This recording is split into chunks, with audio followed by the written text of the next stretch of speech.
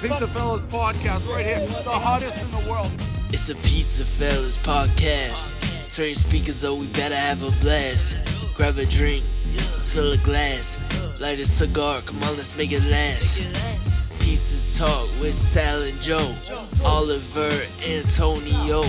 Pizza stories, they gon' tell us. Let's have some fun with the PizzaFellas. PizzaFellas podcast right here, the hottest in the world. How's fire? What's up, guys? PizzaFellas, episode 95. We are here in our new set.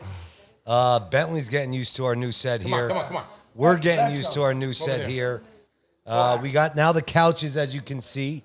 We also have the back wall here that Antonio, my dad, and Mario put together. Marry who? Oh, please. I saw the pictures of you helping you out. Oh, yeah. Froze our asses. It came out our asses off that day. Came out pretty fucking good. So any technical issues that we have during this episode, just bear with us. We're getting used to this. As you can I got to see, get moved over because my mic, I'm used to it being here, and now it's on a freaking pedestal. It's on a penguin over here or something, a pelican. No, it looks good. I got to say. It looks good. I like it's it. nice. The couches are comfortable. They're comfortable. For the podcast, episode 95, our guest today is Jason Jenkins. But before My we do man. that, before we do that, as I always say, United Pizza Nation. Subscribe, like, follow. United States Pizza Federation. Yes. Subscribe, like, and follow.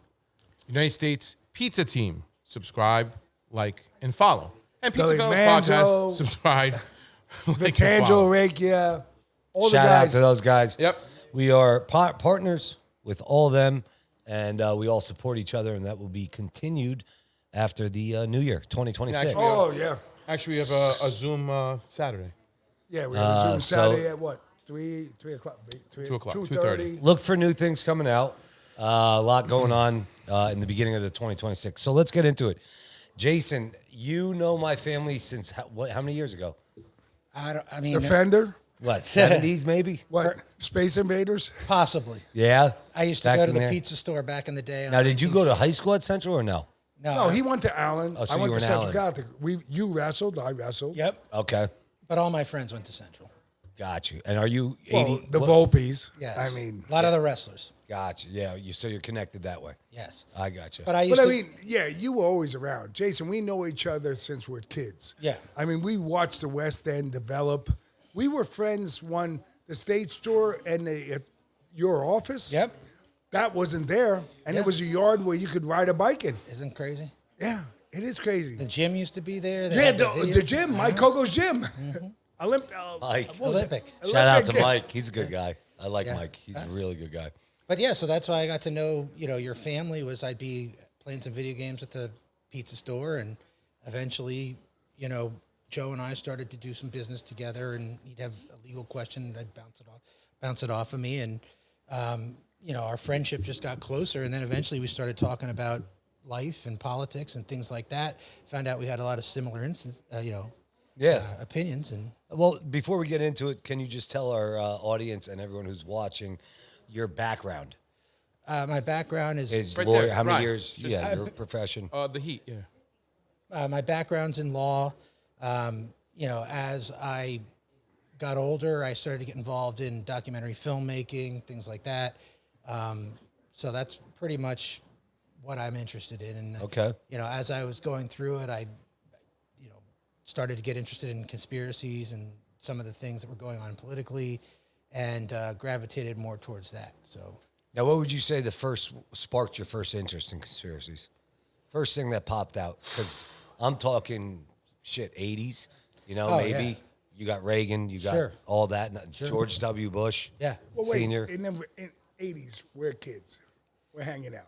yes, but So there were 90s. But I could see him being different, though. Yeah, the way he is. Jason was different. All right, this guy is always different. He's something else. Actually, what happened is at Allen, I had an AP history teacher, and he was, one of those teachers that just kind of really sparks your creativity. And he always taught us to discern certain things and to question things. We would go over the start of the Vietnam War, and he'd say, well, do we really know? Did the Gulf of Tonkin happen the way they said it did? Pearl Harbor, did we have advanced foreknowledge? And those are things that weren't being talked about in 1985, 1986. And I value that so much from the Allentown School District to give me that kind of, freedom to discuss those things. And that started to... That was one, it was a great school district. It was a great school district. It was a great school district. And in one generation. How? Well, we could have a show on that next time. Let Alan Letterman jackets. Oh, it's the best. All over. That was, you either CCHS, you had an Allen, you had a Dara. You walked proud. Absolutely. And I think that that's pretty indicative of middle, size cities all across America. They had a lot of the same problems, a lot of the same things. The school system started to go down a little bit. People fled to the suburbs. We stayed, and I am grateful for the education I got there. But to go on real quick, but to spark interest like that for a teacher to bring that up is very intelligent. Absolutely. We're missing that a lot in our school system these days. They don't allow kids. If you say something different, they shut you down right away.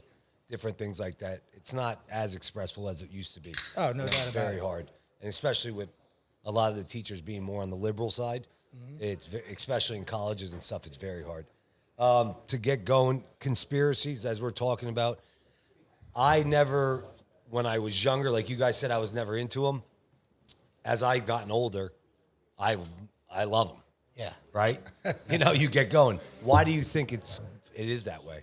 They are growing at a fast pace where people are starting to believe or talk about them.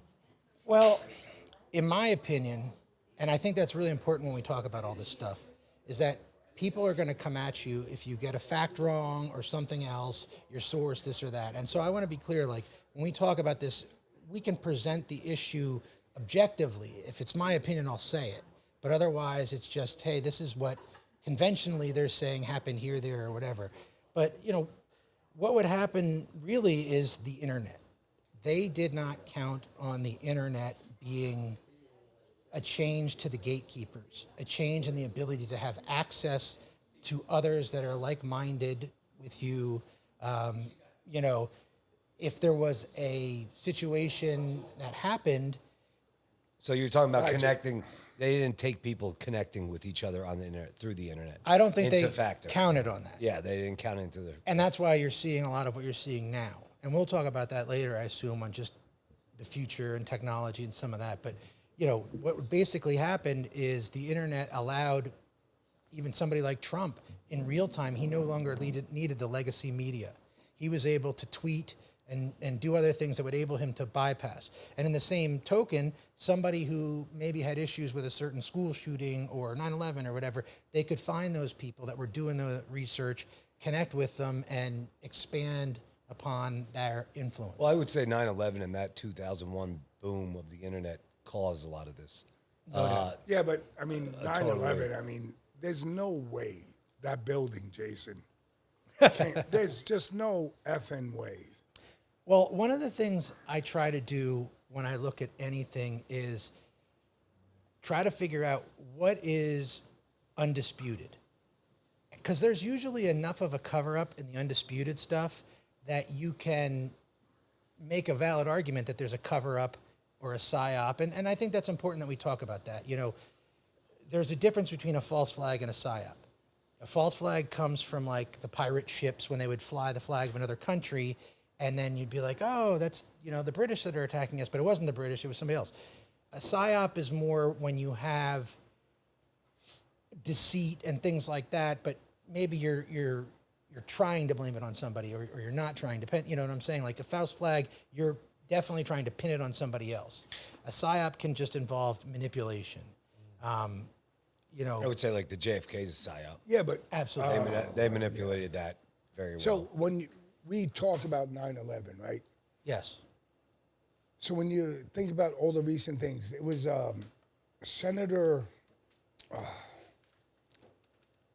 one senator, he was speaking on a show. He's on the investigative team for that presently, if I can understand correctly. Mm-hmm. But he explained how he has questions regarding how the building fell, and then building 3... 7. what was there? It was World was Trade Center 7? 7, but it's the third building. It's a third building that wasn't attacked and fell. Of course. How is that possible?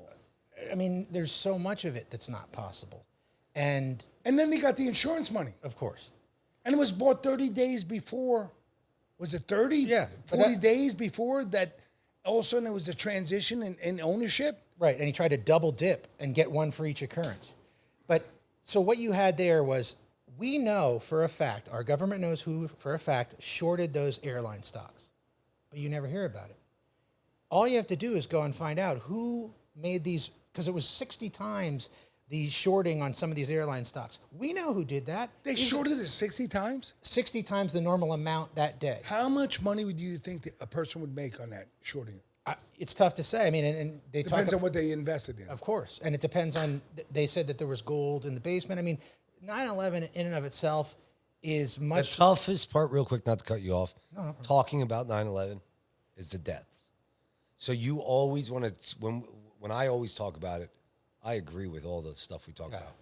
But then you got to it's always like there were so many freaking deaths. I could talk about that for 2 hours. And it was just like, you know, you want to say. So horrible. And those people, you know, rightfully so, they believe, hey, you know, whatever they believe, and then they have the right to, because they're the person, they lost somebody. Yeah. But, you know, it's hard to even imagine that all that happened. How to can you fathom it? 5 Saudi Arabia guys who've never flown a flight. 17 of the 19 hijackers came into our country through an express visa program. Yes. That was only started and ended because they were able to get in there. Correct. So that tells you a lot of what you need to know. These were supposed to be hardcore Muslims, but they're down in Florida with strippers. They've never doing all these flown, things. Of course, they were kicked out of flight schools. And that's one of the smoking guns. You know, there's a million of them. The fact that, and a lot of people don't bring this up, but the part of the Pentagon that was struck. Yeah, Do you know why it was under renovation? Looks like a slice of knife. Though. It was under renovation because it was the only part of the building that was being refitted with blast-proof windows and reinforced concrete. It's the only time they did that to the building before or since. Now, isn't that convenient that the only part they did that to, and that's why it was under construction and a lot of people didn't die, was the part that got hit by the plane or missile, depending on what you think happened. Yeah, but wasn't the plane that hit the Pentagon never found, really? No, it destroyed in Iraq. Well, allegedly, these are 9 feet titanium engines that got liquefied by basically by airline fuel, which is kerosene. Yeah, No it doesn't way. happen. I mean, you can see from the hole. Wait, there's- airline fuel is kerosene? Yeah. Yeah, it doesn't happen. It's impossible for them. And so They you- never got the airlines. am Of I course. correct? In Yeah, fact, they not only never that, got the instead airlines of at the there Pentagon. being a 9-foot titanium engine, there was, I think, a Rolls-Royce smaller one, and they're going, wait, that shouldn't even be here. But guess what does have a small Rolls-Royce engine? A missile. I mean, all the people that saw it thought it was a military plane. There were 40-some cameras that caught it. The FBI went around and seized Confiscated. all the footage. I mean, and that's just one of 100 things on 9/11. Like, we could spend, and 9/11 does have some similarities to the things that are going on now. When people latch onto this stuff, and especially Charlie Kirk, and we can talk about that later, it's because there's so many anomalies that inner monologue of truth or whatever, the gut, it tells you this isn't right. And there's things like that. You might find a paper, a paper yeah, it's all over. It is. I know what you mean. I know what you passport, mean. all the things, and it's not our job to say exactly what happened. I can tell you this. In the 9/11 Commission report, do you know the number of times that Building 7, one of 3 buildings that fell, you know the number of times it's mentioned? 0.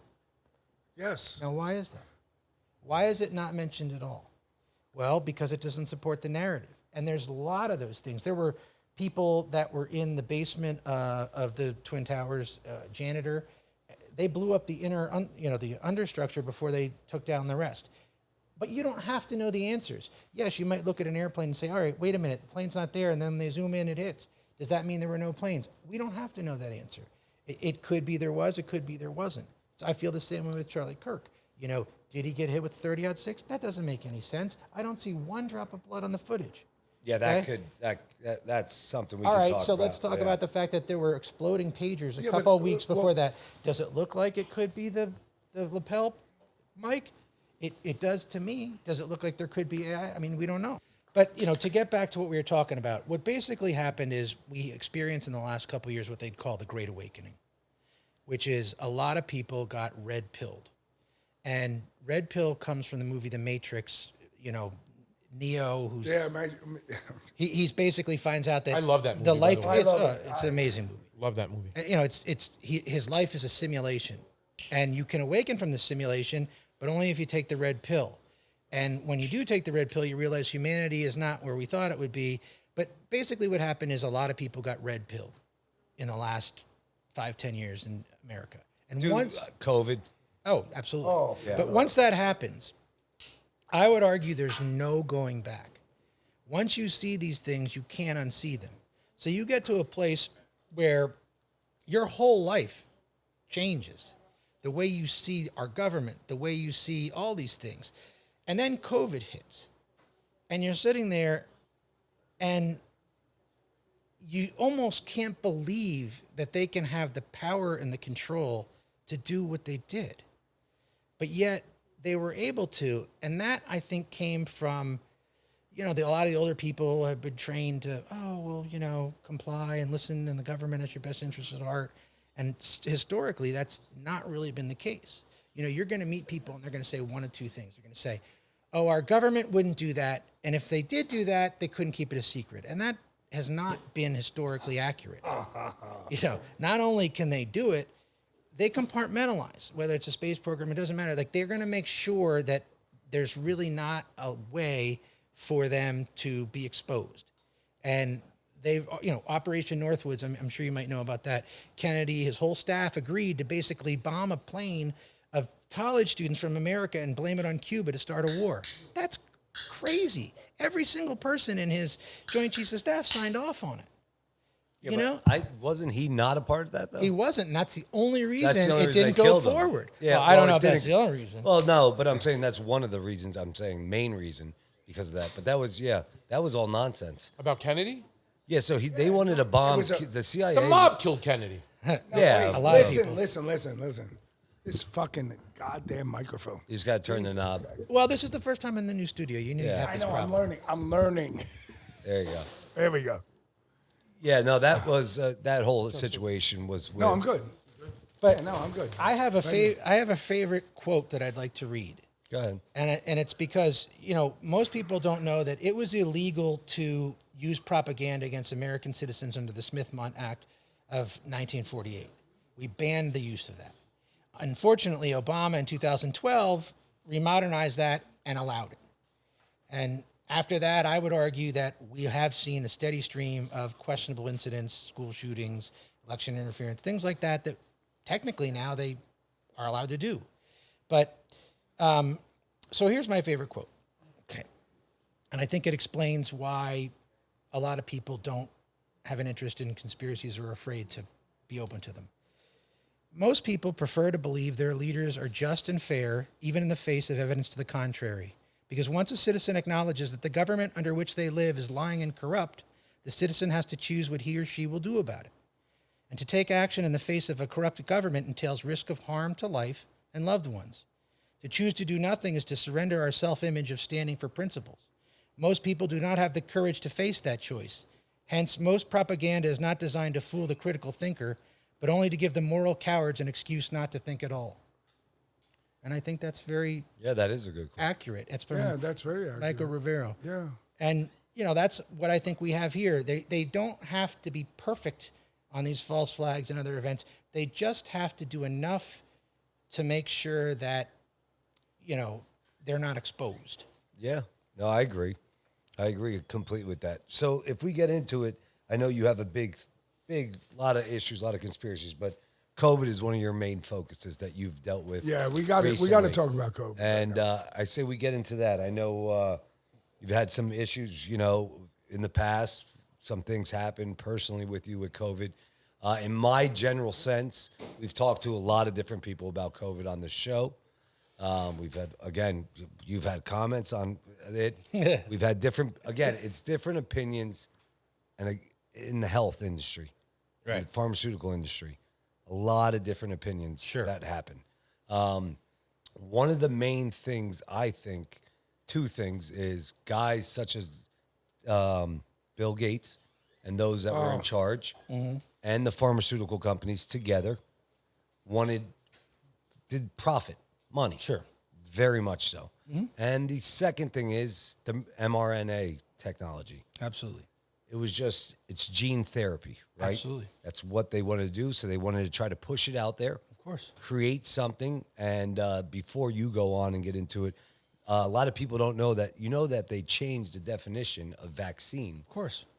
during this period without people knowing to allow the mRNA vaccine. Absolutely. Because it did not match the definition of a vaccine. So, because it was gene therapy. Sure. So they changed that whole definition throughout this process. A lot of people know, and they wanted to push that out there. Now, again, I'm not against vaccines. If you want to get, I don't care about that. I'm just stating facts that happen. And so there's a lot into it. Well, I think the mRNA technology is going to be one of the biggest threats to our existence going forward. And I don't want to say that one-sided, because there have been promising developments in animals and some other things for mRNA technology. Correct. For instance, they've been able to get people's sight back sometimes. Yes. They've been able to get rid of some of the scar tissue around a heart, because basically what they're doing is they're being able to put a messenger DNA in your body that says, we're going to give you an instruction, but you don't have to do the instruction right away. So let's say you're a diabetic who has insulin, okay? They would technically be able to give the instruction to that particle and say, I want you to give the body insulin, but don't do it right now. Do it 6 hours from now, okay? Which you could see that could be a benefit in certain areas for medications. It could also be a great way to kill somebody if you said, okay, 6 months from now, spike a person who's not diabetic and Correct. It'll go right up and they'll die. And so that's the danger of it is, do you trust the government historically with the power to violate your privacy, violate your health, whatever it might be? Do you trust them not to take advantage of that? That's all it comes down to. Do you believe that they're going to do that? And I can tell you that part of the reason we're having this problem is because we've got it away from God. I think when we were 20, 30, 50 years ago, we could look at an electric company and say, oh, that technology has the power to be abused and monopolized, so we're going to regulate it. You don't see that with the internet. Some of these providers, they have clear monopolies, but they're so in bed with the government, because they serve joint interests, that who fights for us?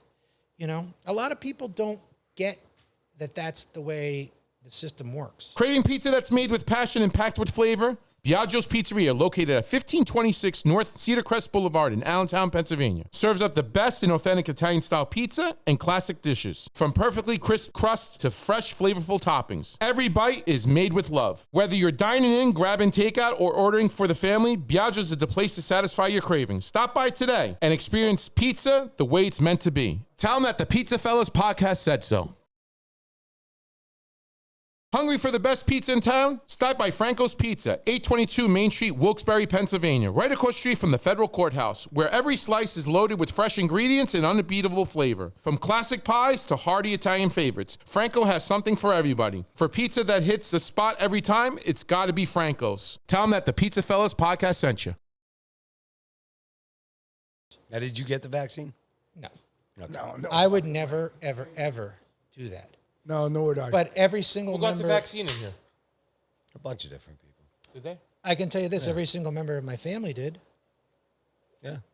And it's like, hey, Jesus' own family members didn't believe he was God. So, what chance do I have to get my, I can't, I also am a realist in that I don't want to tell anybody what they can and can't do. 100%. I can tell you this, that when COVID hit around here, it was, let's say, winter of 2021. But at that point, nobody in the area had really died. So my younger brother, Andy, who was a Division I athlete, 47 years old, teacher in Montgomery County, they had been hit pretty hard with the numbers of things happening that spring, which my brother had elected to get the J&J vaccine. So he did, and he was pressured by his job to do so. But again, there was a lot of people being pressured, so he went and did that. He got the vaccine, and in December of 2021, he tested positive for, COVID. And I guess at the time, with everything that was going on, we didn't think he was susceptible to death at that point. Because that really, had it been 2 or 3 weeks later, maybe when some of the people were getting pneumonia, it might have been different. But at the time, it wasn't a big deal. He went to his primary care physician, gave him Air us out. I'm sorry. They gave him a prescription for not monoclonal antibodies, which had some promise that week or that month. He went to real quick. The antibodies are real big. Yeah. I have no idea why they stopped allowing people to get those.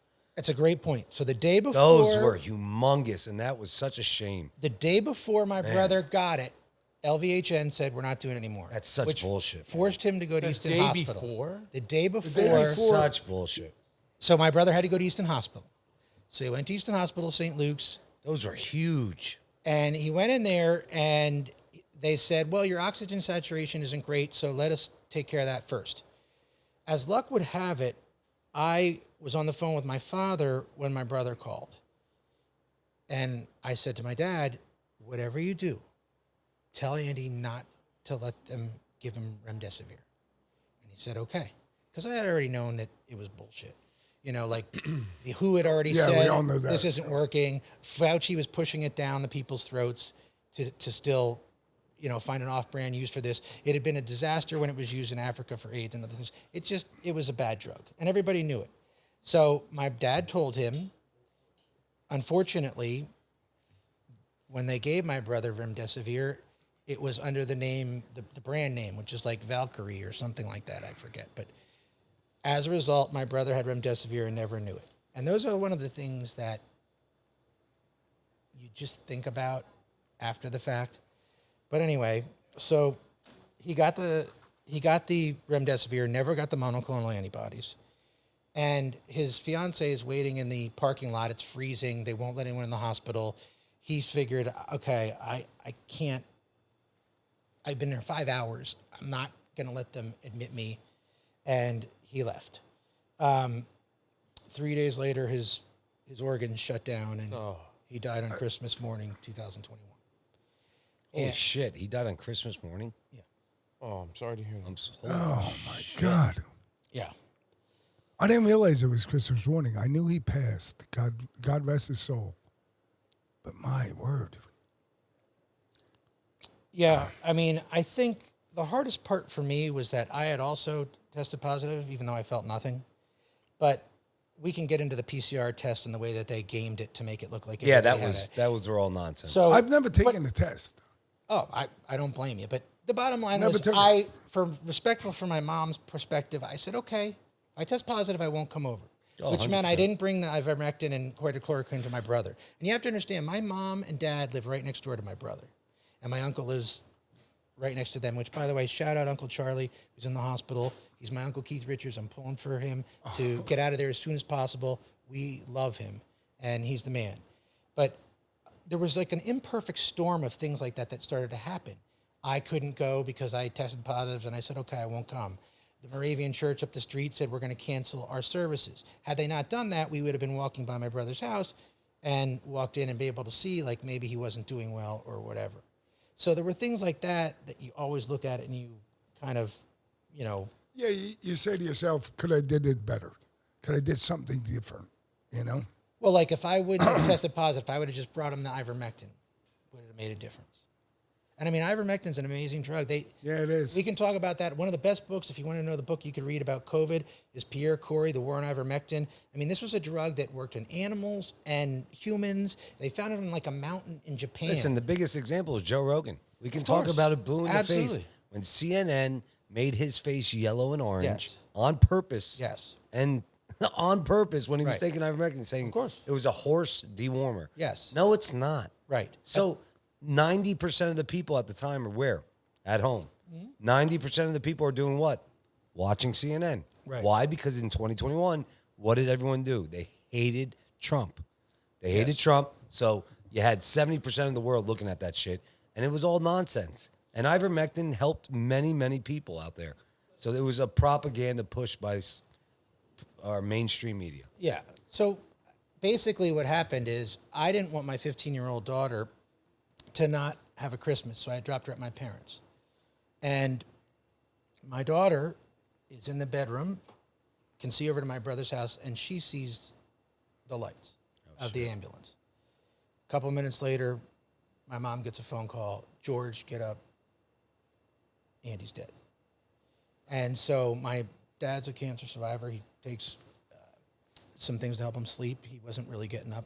So thankfully, my daughter was there to walk my mother across the alley to get there and see my brother, dead on his chair. But I mean, she said he had a very peaceful look about him. But it's, my daughter had to go through that. My mom had to go through that. And, they're there and they're just like, oh, well, he's cold. He's cold. Now, he had no other health issues? No, not really. I mean, did he have any comorbidities? I mean, his weight ping-ponged a little bit because he was a bigger guy. But nothing that would have triggered where you're like, oh, he's in the danger zone, Because there was people in the danger zone, Oh, sure. You have to respect that output of, hey, if they got the vaccine, if they got that, I understand. If, you had diabetes. I mean, shit, my mom was diabetic. We didn't let her come to work for months just because we didn't know at the time, But there is my own daughter. I mean, I got her out of Lehigh Valley Hospital. I mean, right or wrong. Well, if you want to see a movie... It was all about oxygen levels with my daughter. Well, people say to me, well, what do you think killed your brother? Was it the vaccine? Was it COVID? Was it remdesivir?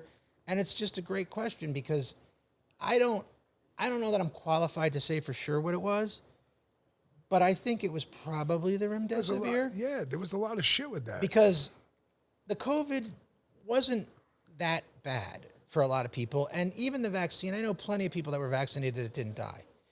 I don't know that many people that had remdesivir the nurses were calling it run, death is near. And they were letting family members take their people out because they knew, you got to go see Vax 3. It's a great movie filled with testimonials of people that had to deal with exactly what I'm talking about, where they drop off their dad who was kind of okay and they'd never see him again. He'd be on an event and he'd die. And that was a lot of people are angry about that stuff. In Jersey, if you had they had hospitals, and I know family members of mine, they had to sit outside a window. They would not allow them to go inside to touch their hand. People forget. It's unreal. Let me just use this as an example. I'll use high school sports as an example of how crazy it was. The PIAA that year would have wrestlers wrestle for 6 minutes, but they were not allowed to shake hands before or afterwards because of COVID. But they could wrestle around and bleed and whatever. Okay. And sweat on each other. Central Catholic was in the state basketball finals and had to play a team that didn't wear masks as they were wearing masks. What? I remember that. And then I remember that. The worst of all, the PIAA swimming championships were conducted with an empty lane in between each swimmer to make sure that in water. In the water. Are you? Dude. Well, to go on a light, the mask thing was the biggest bullshit in the world. The people with the cotton masks, the people with all that other. Gigi, shut the door. You had more issues with people breathing in their own bacteria than people dying of COVID. Well, see, this is a psyop. So what they had to do, the masks was the logic for the vaccines. So they knew the mask didn't work. Fauci had said it everywhere. It's not going to work. It's not going to offer any protection. But the virtue signaling of for the greater good, stop the spread, all that nonsense needed to apply for when they released the vax. And we're supposed to believe that 3 companies all came up with the solution in 1 week after the election. Right. 1 week. And some made all that money. Come on. How many millionaires from that freaking vaccine? So, you have to say to yourself, why did they do it? They lied about the origins. They lied about whether it could be spread, certain ways. They did all these things. And I'm not sure that it wasn't related to Trump. I'm not sure that it wasn't related to the election because it gave them the reason to have mail-in ballots. And it gave them the reason to justify doing what they did. Yeah. And you look now and you go, why does this one election have 20 million more ballots than all the other elections before or since? Why? There's only one reason. And it's not because all the people were able to vote because of the mail-in things. It was because it was manipulated. So one thing, my buddy, he's big into this, and I talked to him today about it. He said that a lot of people don't know this, but the military during COVID came out with a report very early on during 2020 and 2021 stating that 8-hydroxychloroquine and ivermectin were very effective treatments. Sure. And it's out there for the public to see, and still it was shut down. All right, so if you read the war on ivermectin, what happened in India was they didn't have the vax. But the dosage of ivermectin's like a couple dollars tops. Yeah, it's So cheap. they took There's no money in a it. province of 200 million people, gave them ivermectin, and they all got better. And they're trying to tell these people, and they're getting shut down. Why? Because the only reason that the vaccine had ability to go to the public was because it had emergency use authorization. Under emergency use authorization, you cannot have any other viable treatment that works in order for it to continue to have its authorization. So that's what was at stake. And then you have a guy like Fauci who's wrong about so much, and his name basically means fake energy. Oh, this is the guy of AIDS. He created AIDS. Of course. I mean, this guy is. Yeah, that whole, what's that movie? What's the German guy? There's a documentary on him, though. Frankenstein? No. What's the German? Remember the German guy that was? They're making a movie about him right now. What is he? Kevorkian? Not Kevorkian. That was that guy. I have no idea. No, you're talking about. I'm talking about in Germany. The guy that was the same guy classed him Fauci. Oh no. No. You're talking about the Klaus Schwammer, Yes. whatever the guy from the Wow. I mean, he dresses like the Emperor from Star Wars. He looks evil.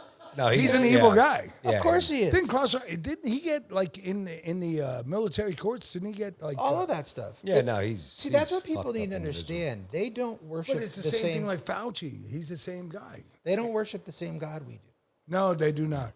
You know, and we can talk about their influence all through society, but that's what this is. This was something that, and I can talk about it later. My problems. My question now. to you is though, so we had a pandemic in 1920, right? Mm-hmm. What was the pandemic? It was The flu, Spanish flu. I don't know. Spanish flu. Isn't it crazy that we had a pandemic in 2020? No, Is that not repetitive? they're going to do it again. It's the same playbook. Did you ever see the video of like Bill Gates and his wife smirking at each other? Yeah. I mean, man, granted, that might be Kevin Kline and his wife. We don't know, but allegedly it's her, and they're sitting there smiling about how the next one's going to be worse. And that's the thing. What they basically did here was they were doing gain of It function. was a test. And they were doing gain of function. They're going to get busted. It was going to be told you can't do it anymore. So they shipped it off site to China. And that, you look at the UNC stuff. And that's what people need to do. I'm not claiming that I believe all these things. I'm saying that there's credible evidence out there that you can't just dismiss it and act as though these people didn't know. And that's the thing that really pissed me off about one of your guests. He came on and said, they didn't know. They were wrong. No, they weren't. They lied. And they lied deliberately. I had to watch I know who you're Rachel. talking about. Well, just saying. I had to watch Rachel Waleski on my 50th birthday sit there and say, if you take the vaccine, you will not get sick and you will not die and you won't pass it on to You said anybody. Rachel Wilder? Rachel Waleski or whatever her name is. I mean, it's a total lie. She's a Oh, fucking well, listen, idiot. people who got the vaccine What she's on, got MSNBC? COVID more than the people who didn't got fucking Right. the vaccine. Well, and not just that. I have relatives of mine right now that have turbo cancer from it. And you know What how do you hard think? that is? What do you think? I've been hearing this a lot lately. The long COVID shit. Is that these long COVID? I don't know. I smoke a lot of fucking cigars. Mm-hmm. I don't know. The long COVID be's fucking crazy. Like anyone who has long COVID has gotten multiple vaccines. Sure. In my opinion. Yeah. I've never gotten a flu shot. Me neither. Why would you? Nobody in my family has gotten, like in my family right here, my daughter's family, my son, Dante, no flu shots. We don't have the flu. I know. But see, I'm at a place now where I'm starting to wonder if the whole entire industry isn't corrupt because we're not the generation that, like my dad's generation, they'll say, oh, we all got polio and we eliminated whatever. Well, you look into clean drinking water and some of the other things, and you find that a lot of that stuff happened beforehand. And we're doing some really great stuff now in the government because take hepatitis B, for example.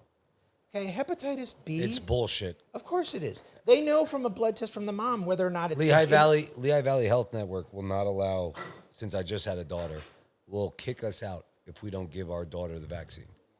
Is that right, Tom? I had relatives that just So said, Lehigh Valley Health Network will kick you out. You have to find another doctor if you do not give your baby the Hep B vaccine. I mean, That's so stupid. I went to the nurses' protest, and my ex-wife works for them, and she pulled records. Every single nurse that protested that day got fired from LVHN. Think about that. Was it the hepatitis? No, they got fired for not taking the vax. Yeah. For not taking And I'll tell you a little story. But I helped a bunch of New York nurses that were being fired for not getting the vax. And they had worked through the entire pandemic. And all of a sudden, they tried to make that a part of their contract or their employment. Most of these states are at-will employees. Make a long story short, they did get fired, which I thought was nonsense. But I tried to help them then with their unemployment compensation, and we lost. They tried to say that these people quit. And it was so disingenuous that you start to realize that these people have so much power, they can corrupt the entire system. Yeah. They were going out to dinner. Oh, it is crazy. But we've learned nothing. I can tell you right now, nobody cares that my brother died. They don't care. They've done nothing. The average person doesn't do a thing about it. They might acknowledge it, but the best I get now is to go visit his tree by the stadium where he was a great football player, and he's never coming back. And Christmas will never be the same. Look what they did to those doctors. I know so many. Those doctors that were on Joe Rogan, they were that. They all got their threatened license taken away. You're getting this. The guy's the most renowned person, the one doctor in mRNA technology. He has what, 20-some patents? Sure. He's the best person in the world to talk about it, and they want to threaten him, Always. saying that he's putting false information out. Come on. That's like saying Joe Rafito, 52 years of pizza, doesn't know what he's talking about I don't have a pizza. slice of pie. It's just... I don't know what make- mozzarella is. It doesn't make sense. But it's not just that. They wouldn't even let him on YouTube and have the ability Correct. to have influence. And that's one of the ways that you know a psyop. If they're crushing dissenting opinions. Real quick, that comes into that YouTube, the Facebook. If you ever watched the one where who owns Facebook again? Zuckerberg. Zuckerberg went on to Joe Rogan, and Joe Rogan asked him. He said, "Why did you allow that? Why did you take Hunter Biden's laptop, put it down there? Why did you do all this stuff about COVID?" He goes, "The FBI came in. The FBI came into him and said, 'This is what you're doing.'" Yeah, I mean, Think about that. Wait, hold on. He said something. Hunter Biden's laptop. Yeah. I mean, these are the kind of things that I think happen when God is on your side to expose a conspiracy. What are the chances that a dipshit presidential son on drugs is so messed up that he forgets he dropped off his laptop at some guy's store? Well, heroin's a pretty fucking crazy drug. Yeah, I hear you, but No, I mean, listen. but let me just say this. You do some heroin, I have a and you got small- 2 Asian hookers next to you.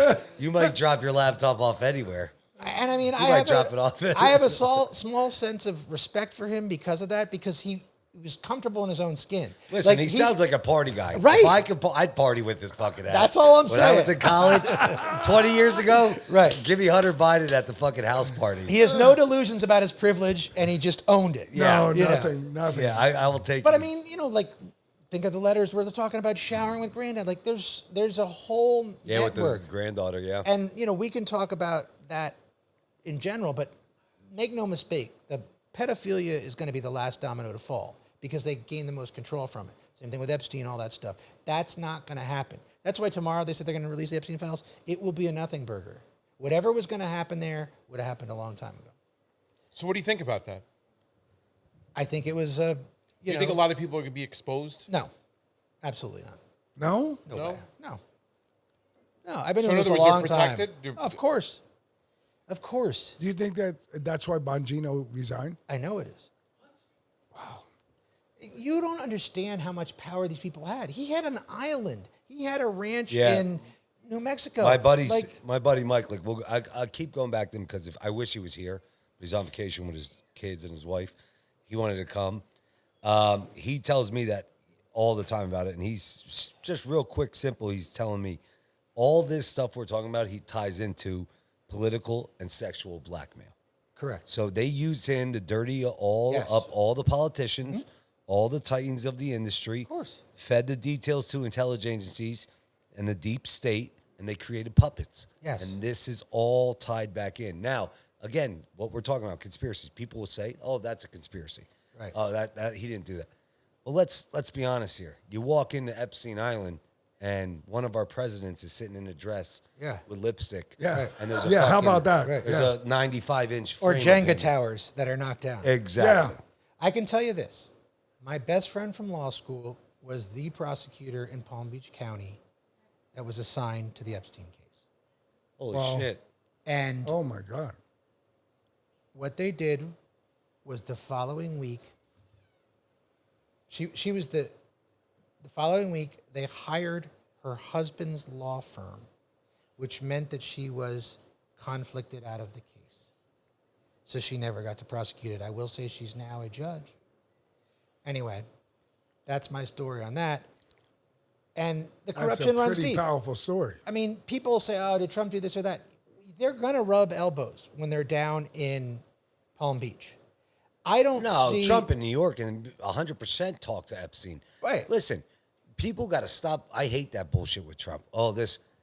If I had Trump's money in the 1990s, building all the real estate he had in New York, and you have Mr. Epstein, president, is best friends with the president at the time, Bill Clinton. Are you not going to dinner with him?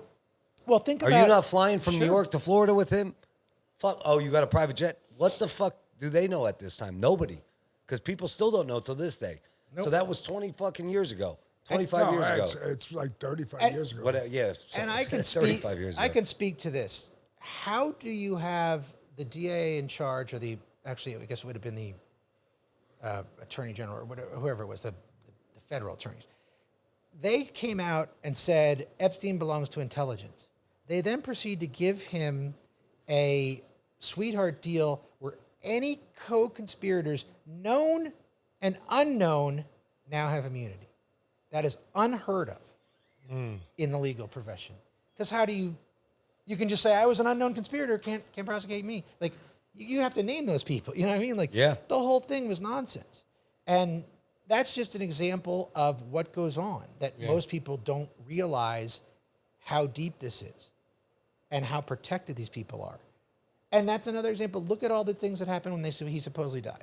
Oh, the guards are asleep. Oh, the footage is bad. It's impossible. You know, the T-shirt is tearaway. Let me tell you this. When you're in federal prison like that, there's no way you can hang yourself. Because the clothing, it's tearaway clothing. Absolutely. So that's the thing I don't understand. And the camera shut off. Fox News to fucking and the door MSM, open. any of these, the door's open. You cannot strangle yourself with the clothing. It's tearaway clothing. Correct. So it's no different than, remember the guy, Bourdain? Yes. What's his name? Yeah, Anthony Bourdain. Yep. He strangled, he was hung too in his closet. Correct. He was killed. No, he was Well, hung. they were both. It was a hang. I don't know if Epstein's alive or not. Anthony Bourdain was killed in his hotel room due to a fact.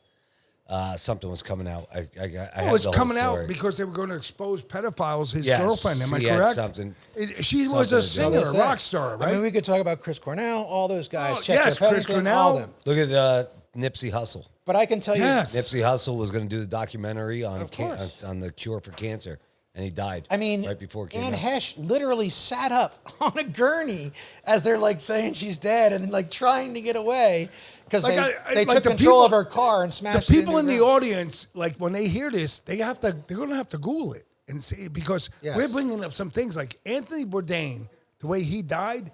That was like they're making a statement. The deep state. Sure, there's a million of them, and then it's, that's what happens all the time. Is they're going to send a message Yes. And so when that happens, people go, oh, I don't want to deal. Like, I'd be next. Well, we all have our own lives, so people want to move on. You know Yes. what I mean? And they don't want to think about it. Yeah. But that's exactly what the issue is. You have these people that have so much power and so much influence that unless we keep our moral character, we're going to have a hard time combating it because we won't have the armor of God. We won't have the ability to have the moral high ground. And, you know, I don't see it as a political thing. I see it as an evil versus good thing at this point. I agree. 100%. Experience the pure, rich flavor of Gemma olive oil, crafted from the finest olives and first cold pressed for exceptional quality. Perfect for drizzling, dipping, or cooking. Gemma brings a touch of the Mediterranean magic to every meal. With a smooth, fresh taste, this premium olive oil is a must-have in your kitchen. Elevate your dishes with Gemma olive oil, where quality meets tradition. Need supplies for your business? Check out Master Supply Line, a family-owned and operated janitorial, food service, and office supplier located in McCunchy, Pennsylvania. Free local delivery with no minimums. Never any contracts or membership fees. Competitive pricing on tens of thousands of items. 90% of all customers' orders are delivered the next day. Shop in store, online, mastersupplyline.com. That's mastersupplyonline.com. Or give them a call at 610-966-9636. So as we move on from COVID, you know, you were in attendance at January 6th. Yes. And we all know how that, you know, what did the liberals call it? They call it insurrection, you know? Yeah. It was the craziest thing that's happened. To go on about the elections and stuff like that, again, I'll go back to my reference.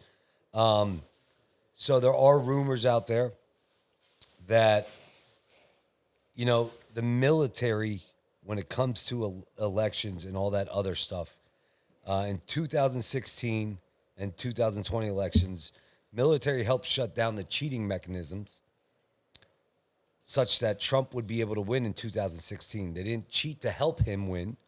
They just stopped the cheating that let votes fall as they may. Yeah. So they stopped the cheating for Hillary and let the votes fall, and that happened. Now he says back when 2020 came, basically the liberals spent years setting up a giant sting operation. So COVID's a part of that. Mail-in ballots is a part of that. And 2020, they let the cheating happen and watched and mapped it all out. Sure. And they sat back and watched it. Yes. And he goes, Trump passed different executive orders in his first term, classifying election systems as critical infrastructure and supports. So when they stole the 2020 election, rumor also goes that triggered continuity of government protocols because they were literally performing a couple and overthrowing the government election. Trump was actually president and had control of very limited things like military and key agencies, but Biden and the deep state had control of the bureaucracies. So that's basically, and then in 2024, they either stopped the cheat again or Trump just had so many votes they couldn't combat it. Yes. You know? Well, And that's what me and him have always talked about together. so for the most of my life, I've lived in Lehigh Valley, but I spent about a decade or two in Philadelphia working for some big law firms and so forth. And one of the firms I worked for was Katz, Vanderveen, Jameson Associates. Michael Vanderveen was the one that saved Trump, and he's a Democrat. But you might remember that the former Montgomery County, what the heck's his name? Anyway, he did such a crappy job trying to litigate for Trump. He came out and was like, wow, that was a really good point. Like, he was just Castor. He was so bad that they had to bring in my boy Mike. And Vanderveen is an amazing trial lawyer. And he went in and said, okay, first thing I'm doing, Pelosi, you're getting subpoenaed. We're going to go from there. You know what happened immediately after that? Nothing. Everything stopped. And they stopped all the nonsense about the impeachment of Trump for January 6th because of that. And I don't think we give enough credit because he had some threats at his home. I know Mike very well. He's a good guy because he put his politics aside and helped Trump. So basically what happened for me on January 6th is, again, I had a gut feeling that I needed to go. And my schedule cleared up the day before. I called my boy Todd. You were in the restaurant, I believe, the day before. I could have been. No, I believe you were. Yeah, I think you were. I think you were. Because you came in to tell my dad, I'm fucking going. Well, Worley was like, I called him up and I'm like, is there any way I could go? I heard you might be going. He's like, dude, I got 7 buses going. Shout out to Todd. Todd's Yeah, he's a man. He's like, you're next to me on bus 1. So I was like, awesome. So we're on the bus. And, well, first of all, we meet at the Peck and Ride or whatever at Route 33, Pack and Go. Yeah, I know what you're talking about. We're there. And it's me, Todd Worley, nice. Jason Moorhead, Mike Schuler, and Todd's cousin Zach. Oh, Mike was with you? Dude. Mike Schuler, the insurance? Big boy. No, big boy guy. Yeah, I got you. So what happens is they started talking about, well, do you think there could be violence? Do you think there's this, that, whatever? What do you think? And I wrestled in college. I can handle myself. But I looked around and I'm like, oh, I'm the smallest of the 5. I'm good. Like if there's trouble, I'm going to be okay. So we're all like, no, we're fine. So we got in, we're having a great time on the way down on the bus. There's probably people in there age 10 to 77, probably all different races, everyone's having a great time. Me and Todd are listening to like Wu-Tang, which is kind of funny because they called us racist, but we're listening to Wu-Tang. I got my Timberland shirt on. We're drinking Mickey's Big Mouths and we're racing. Okay. So we get down there and they drop us off and it was a very happy vibe. Everybody was there more to kind of support the process. There wasn't an anger. There was more like, hey, this is wrong. This is about our constitutional republic, whatever. But I hadn't met Jason Moorhead. So real quick, you're saying it's completely different than an Antifa riot. Oh, absolutely. Okay. I have pictures with me and like the Capitol Police. Everyone's like having a good time, giving interviews. Like it was great. And what happened is I had only met Jason 1 or 2 times. So I didn't really know him. I didn't know him. I met Mike and Zach that day. And now they're like my brothers. But that's only because of the hell we went through. But at the time, I didn't really know them. So, we kind of went to the Washington Monument. We're hanging out there. And we decided, okay, do you want to try to go closer to the speeches? Because there's a video screen by us. But, if you know Washington, from the Washington Monument to the White House, it's quite a bit of ways. And, there's just a lot of people on the Hill. It's not too bad, but all of our cell coverage, we all had different carriers. It was dropping at different times. So that was kind of a pain in the ass that made us have to stay together, though. So we stayed together. We went towards the front, and there wasn't really a lot to do. So we kind of retreated back and listened to the speeches, which were mostly boring, to be honest. And somebody said, I want to go get a T-shirt or go get some merch. And that was closer towards the Capitol. And there's probably like 1.5 miles, I would say, of straight ground between the two. But you can see the whole thing. I don't want to cut you off. No, that's On fine. January 6th, why don't we take a break, Okay. do another set, eat, and come back Fine with me. to January 6th? All right. All right? Yeah, sounds good. Let's bring this up. PizzaFellas podcast, episode 95. We'll be right back. We're going to take a piss break. We're going to eat some food, and we'll be back. Pizza Talk with Sal and Joe, Oliver, Antonio. Pizza stories, they gon' tell us. Let's have some fun with the PizzaFellas. PizzaFellas podcast right here, the hottest in the world. All right, guys, we are back on set. PizzaFellas podcast, episode 95. Thank you, Ryan. So we're back. We're coming back in, and we're here with Jason. We've had great discussion so far, and we're going to finish up with some other things here.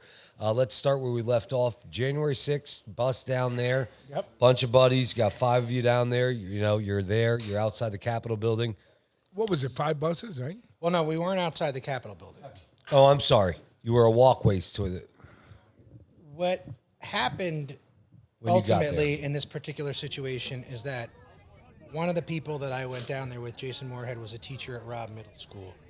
And he ended up getting fired for being down there. But I'll get to that in a second. So I got Oh, wait, real quick. That he taught with Rhonda.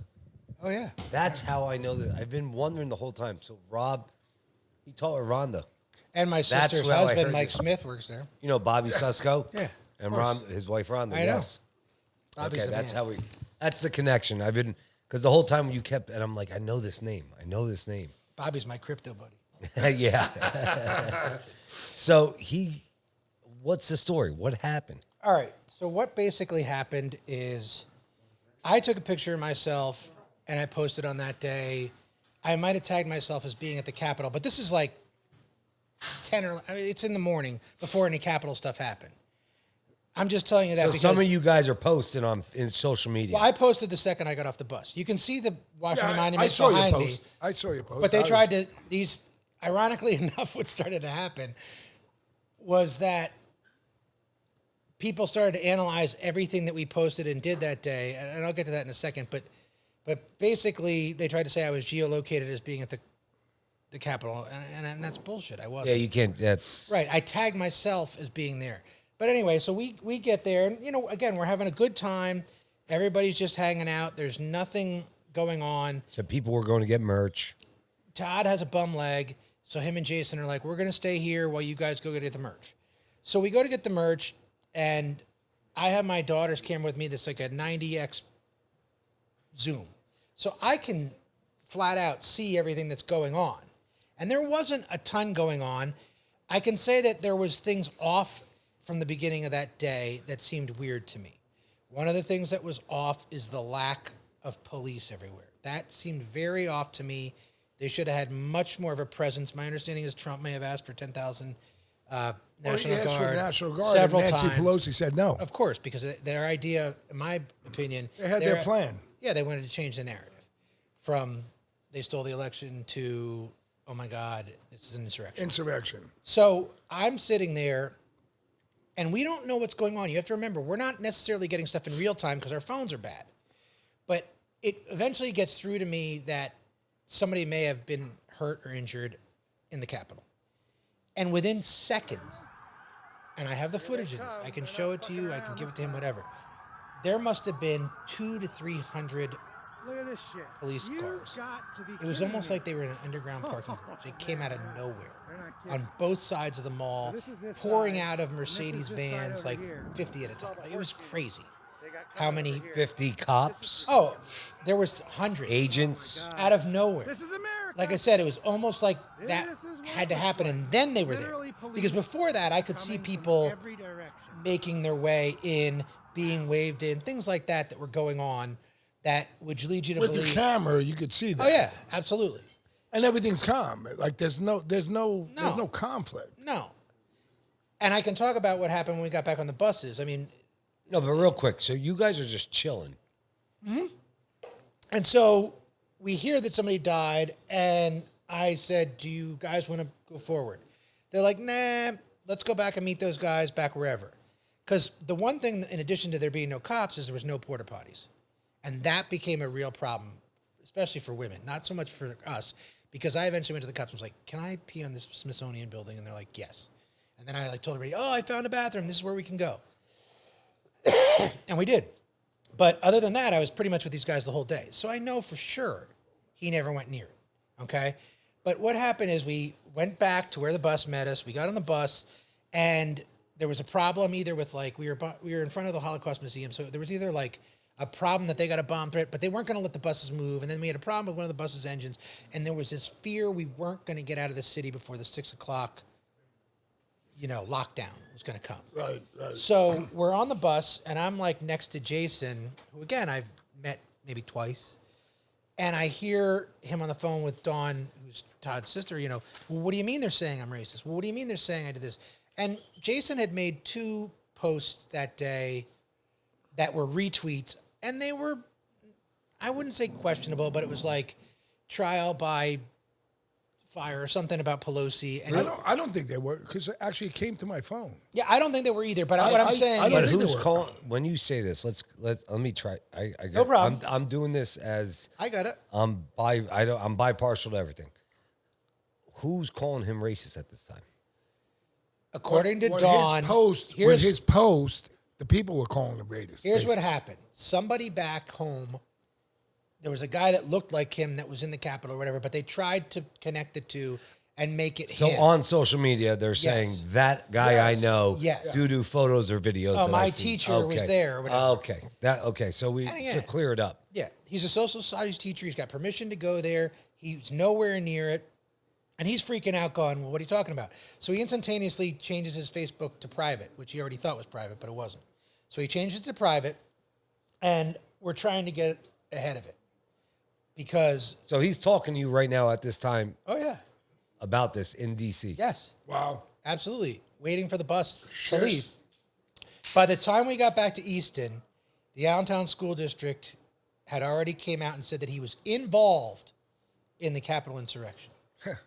And to this day, they have never Proving it. recanted it, never taken. They have not publicly, but publicly they never withdrew that and said, "We've done our investigation. We can confirm he was nowhere near But there." how are you going to do an investigation if you're in Allentown? I'll tell you how. What happened was we got back. All this is going down, okay? And Just real quick, before we keep moving on to this, From like 2 posts, I think it when was, right, Jason? before we Am I move on, incorrect? when you're doing this, people are in the Capitol building, correct? well, When you're there and you're finding this out, because you didn't leave before that happened, or did you leave? Did the buses leave before they entered the Capitol? no, I think the shooting took place, whatever, at like 2 or 3 o'clock. I don't know. I'm saying, were you still there at that time? Well, only because the bus hasn't left because we couldn't I leave the bus understand. until like If we- 5:30. If we think about it, it was 11 o'clock when President Trump spoke. Yes, I right? understand, but I'm saying though. So what was the chaos? Was there chaos? The chaos was feeling powerless to be able to do anything that was going viral back home on Facebook, Friends of Allentown School District, Rob, parents, whatever it was. But inside DC, Capitol buildings, people are inside. They're not of it. there. We're not there. You're not there. No. Okay. He never went anywhere near it. But what's happening is, as we're getting on the bus, like people in wheelchairs are saying, like some of the people in the bus, they're saying, we had to retreat because what happened is we're at the front, everything's fine, everything's normal. All of a sudden we get hit with flash grenades and smoke bombs and we have to retreat. I think that was deliberate to allow the paramilitary feds to all be able to congregate at the front, stir up the rebel rousers and try to make it look worse than it was. Because that's the one other thing that I noticed while we were there. But when Ashley Babbitt, God rest her soul, her German Shepherd died, what, 4 weeks or 6 weeks later? Yeah. I mean, Ashley Babbitt, she was invited in, and that security policeman at the Capitol policeman, Yes. he shot her. Yeah. That was probably like 12:30 because I think 11 o'clock Trump finished his speech and said, let's march over peacefully Yes. and show our allegiance to Right. the country. Right. And he didn't. We know for a fact that FBI agents were involved. yeah, what's That's that? a fact. And I knew call, Let's just call it what it is. If you don't think they are, you're an idiot. I'm sorry. We've already. Unfortunately, it's the truth. It's the truth. Yes. FBI agents were involved. In the They whole were thing. rising it up so- for time. Yes. So let me say this. Did you see anything like that? I saw plenty of stuff. But what happened is we get back and they immediately suspend him from teaching. And so the next day, Which was a Wednesday. Yeah. no, I don't. Yeah, it's because a it was a Tuesday. Tuesday. January 6th was a Tuesday. The next day, he's freaking out because he wants to try to get this thing taken care of. I have a law background. I tell him, listen, it's real simple. Jose played football with Todd at Central, and he's the principal of Rob. Yeah, and we're like, okay, we'll talk to him.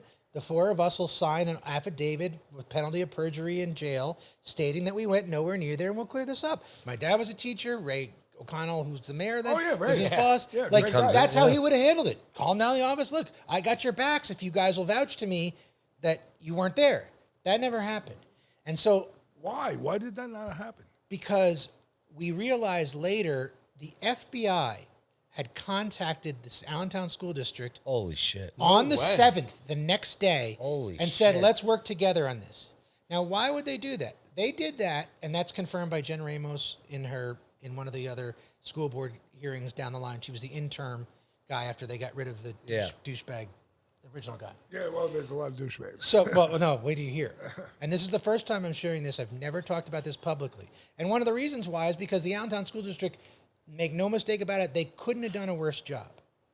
Ever. Why would you not come and talk to me? Or any of us? And the other reason I knew the FBI was involved because they went to Zach's house and they threatened him with never being able to become a state police officer. And he was crying because he was the youngest and the most, You're scared. And they said, you better tell it. Da, da, da, da, da, da. Now, Holy Todd and I got off lucky. We just had our phones tapped for like a couple months. But, you know, at one point my phone went dead, and I knew it because you can tell if you know what to look for. We spoke after that, didn't we? You came into the shop. We spoke after that whole event. Well, I knew people that were getting arrested. I had my friend Kelly. I had other people that were getting arrested. And I remember we were at, what's the one there? Stooges. Stooges. Yeah. And Kelly said to me, I'm afraid I'm going to get arrested. Will you walk me out? And I'm like, why are you afraid? She's like, do you see those guys over there? And I looked over there, and there's like 4 guys in crew cuts and khakis. I'm like, oh, yeah, they are feds. She's like, do you think they're going to get us? I'm like, well, we'll know 2 minutes after we walk out the door if we get tackled. Well, also, when you're at the West End at any of those bars, Yeah. those guys are not usually at the West End Of bars. course not. You know who, you go to Ringers, you go to Stooges, credit to you Liberty, for seeing and that. Volpe's, you know who's there. And one of her friends actually snitched on her and was labeled as a confidential informant. Like, she did, I shouldn't say she did nothing, but because she had the best footage of what happened in Pelosi's office that I've ever seen, and I hope she still has it. I mean, when they were smashing the wood, like, she has great stuff. But again, it was easy to be swept up in that. I'm glad that I wasn't in a position where I had somebody waving me to go in, and I'm thinking, oh, I haven't seen the rotunda, maybe I will. Like, thank God we never went near there. And there was a This lot should be of, a different conversation, I'll tell you that oh, much. I mean, I would have no doubt about it. So I mean, I was this close to getting on a bus. I mean, it was unreal. And then employees called off. I was like, I'm not going. I can't go.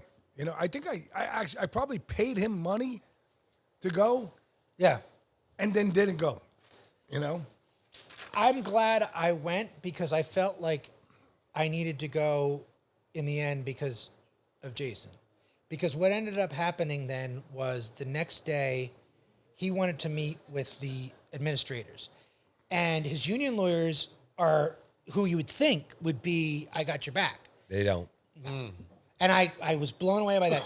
They said to him, no, you need a criminal defense attorney. He's like, no, I don't. I didn't do anything wrong. I don't need a criminal defense attorney. This is a labor issue. I need to make sure that I'm not going to get... Lose my pension, anything.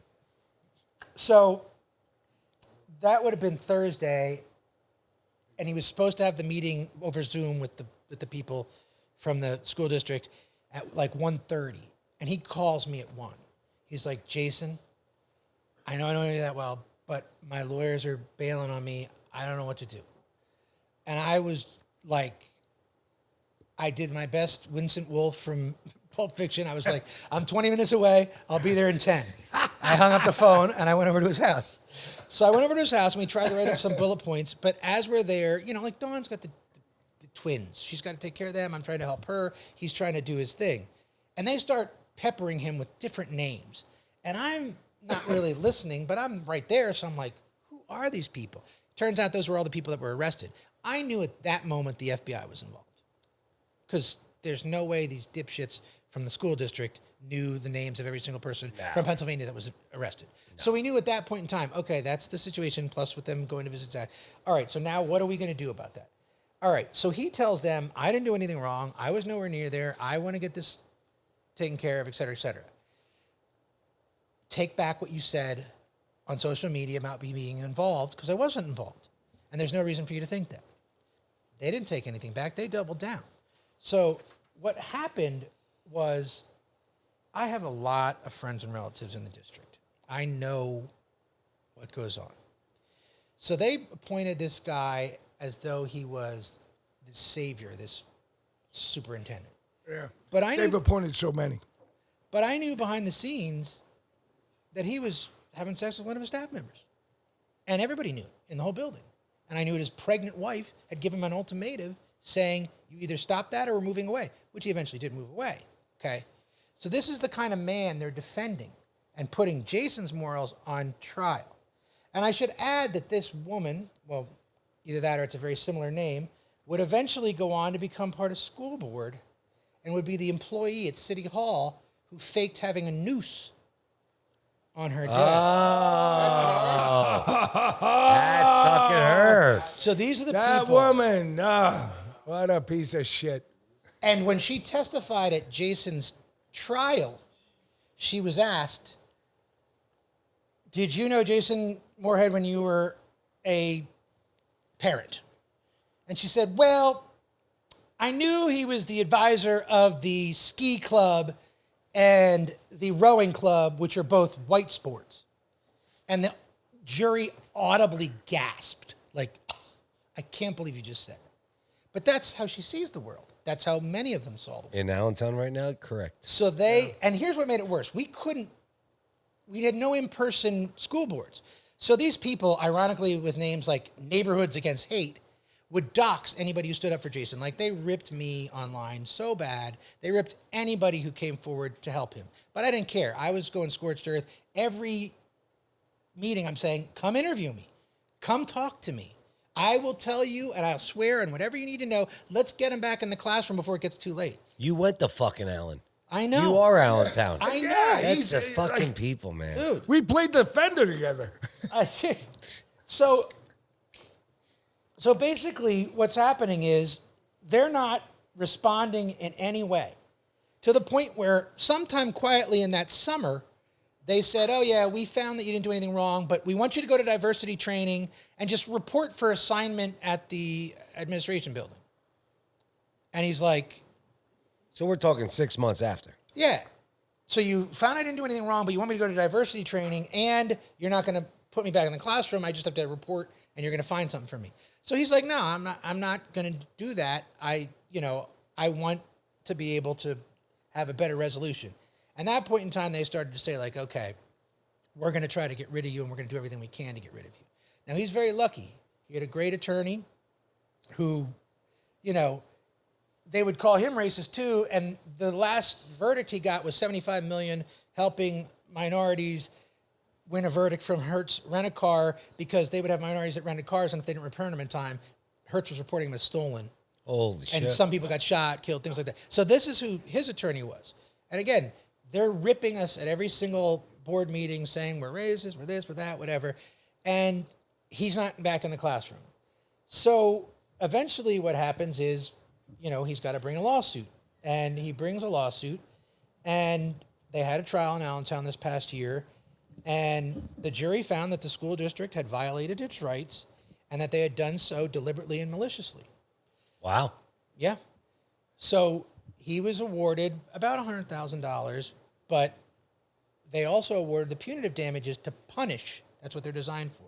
But I think the jury, again, it's a very liberal federal jury, whatever, they felt like the message they gave was, well, we believe you, but we don't care, because our punitive damages was $6,000 against the personal members of the school board that had told lies and done all this stuff. And they had emails communicating back and forth. And I mean, again, I don't know that this woman was his mistress, but she's either that or her name's exactly similar, and that's what the kind of stuff was going on behind the scenes. We're getting doxxed. We're getting ripped every time we testify. Nothing's getting done. So Nobody's how much coming did he actually win? $106,000? Pretty much.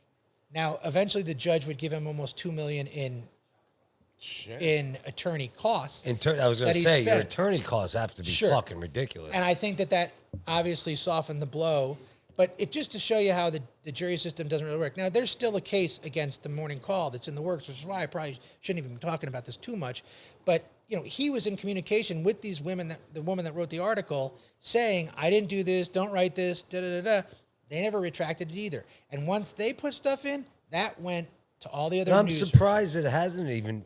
He might do good, because look at what Trump did with CBS. Absolutely. Look at what Joe Rogan did with CNN. Well, Look at how all about these people. he's suing the English place, BBC. BBC. Yeah.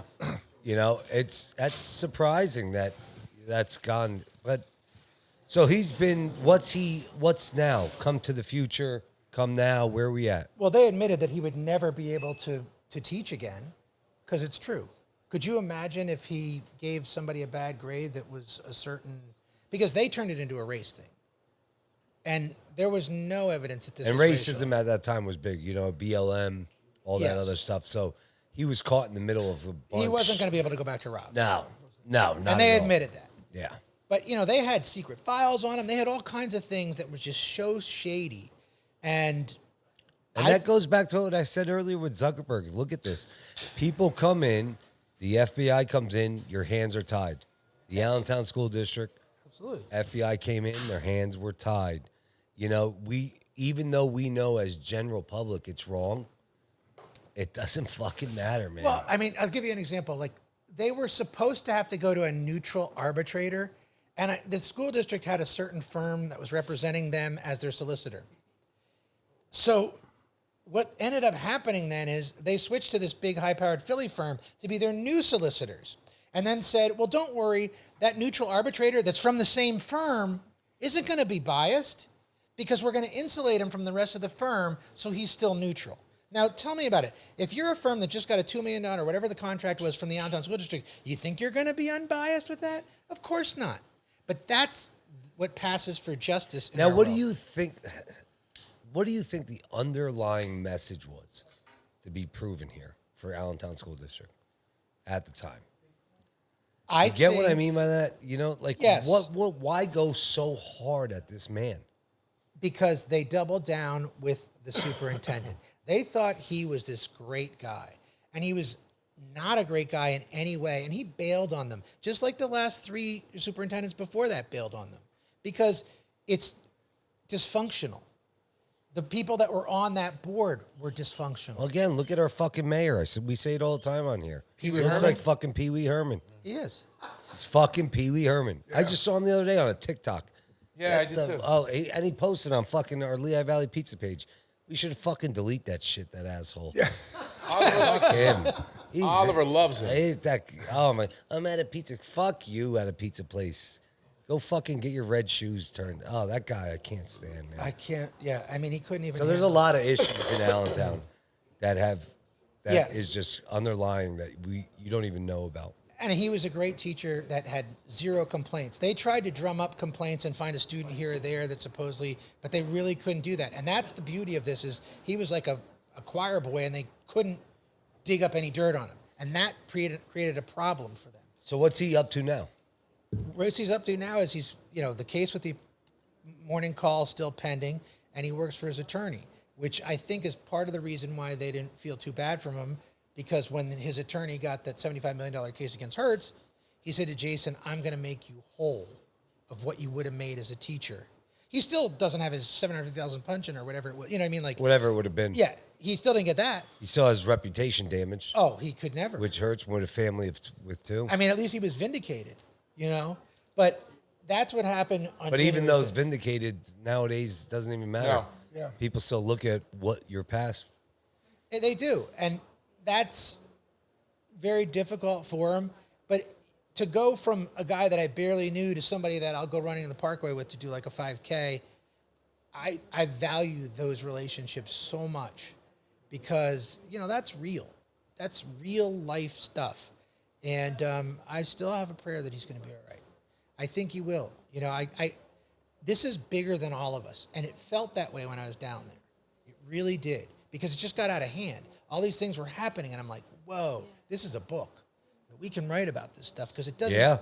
the things we saw, did, and whatever. And the way he was treated. And, I Does he didn't. still live in Allentown? Yes. Still. And, he's just such a good guy.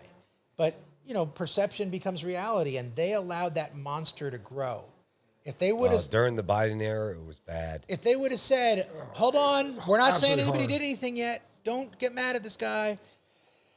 But they didn't. No, perception through the Biden era was very, very bad. And speaking of perception, I mean, do you guys want to talk about any of the current events like Charlie Kirk or any of that stuff? Yeah. Yeah, I mean, the Charlie Kirk thing, the biggest thing, in my opinion, is not only of what happened, who did it, and how they found it so fast.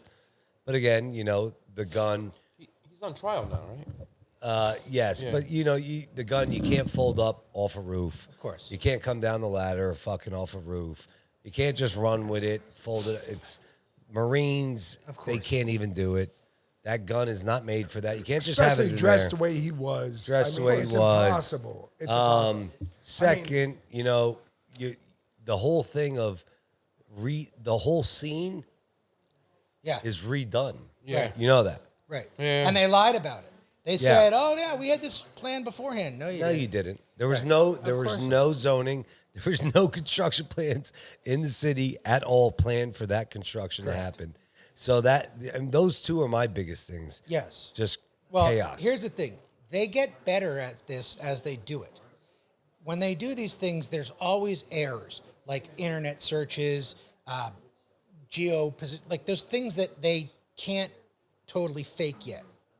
And that's why we're in the golden age of the internet. There's no digital IDs required. You don't have to do those things. And that has enabled us to get ahead of them.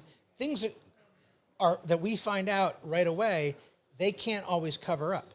And so that works to our advantage. When you look at Charlie Kirk, I mean, I don't know what people would need to see for them to believe it was a cover-up. It's like when Princess Di said to her butler and wrote, "They're going to kill me in a car accident," and then she dies in a car accident. Like, well, what do you think happened? Like, Charlie Kirk, 24 hours before his death, was telling people, they're going to kill me. And we can get into they if you want, but it doesn't matter. Like, 48 hours beforehand, same thing. He's telling people, oh my gosh, I have to do this. Like, that is evidence. You have people online that were tweeting saying, Charlie Kirk's going to die. You know, like...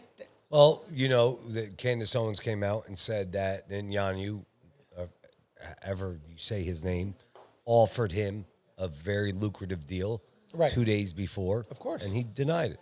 And then he asked for, what's that called when the accountant comes in and they do... Like Doge kind of thing? Yeah, he did the Doge for Turning Point. You know, and then just for simple people out there, biggest things. No church or funeral. No. Mm-hmm. No burial site or grave for Charlie Kirk. There's no official death certificate for Charlie Kirk right now. Yep. Still, There's no ballistics report. Nope. And not one single eyewitness on record. so where is he? So what's going the fuck on? Well, and that's the thing. We don't have to know that per se. Is there an island called Valhalla somewhere where they're all sitting there getting a tan? Valhalla. I don't know. But for me, and you can find this nowadays with every conspiracy, for me, the smoking gun is very simple. You cannot reserve the Cardinals arena that holds 70,000 people in a week. That arena where Glendale, where it was held was Yep. reserved in May or March or whatever. There you go.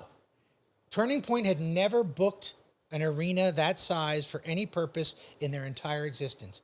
What are the chances that they would have it booked for the week after? Come on. That's the kind of ways. So prior to his assassination, They booked it like 5 months ahead of time. Yeah, they booked it. As you would have to do. You would have to if do you it. wanted to rent the Link or M&T, that's... If someone I dies, had no idea that. yeah, you can't Well, they're just not gonna go let you know. rent the Link. you can't rent In my thought process, I thought that that stadium just was like, all right, this happened. It was a terrible thing for our country, and we're going to give you this. Never. No, that's not how it works. Wow. No, this thing it's a comparatively very easy conspiracy to delve into because they didn't have full control of it.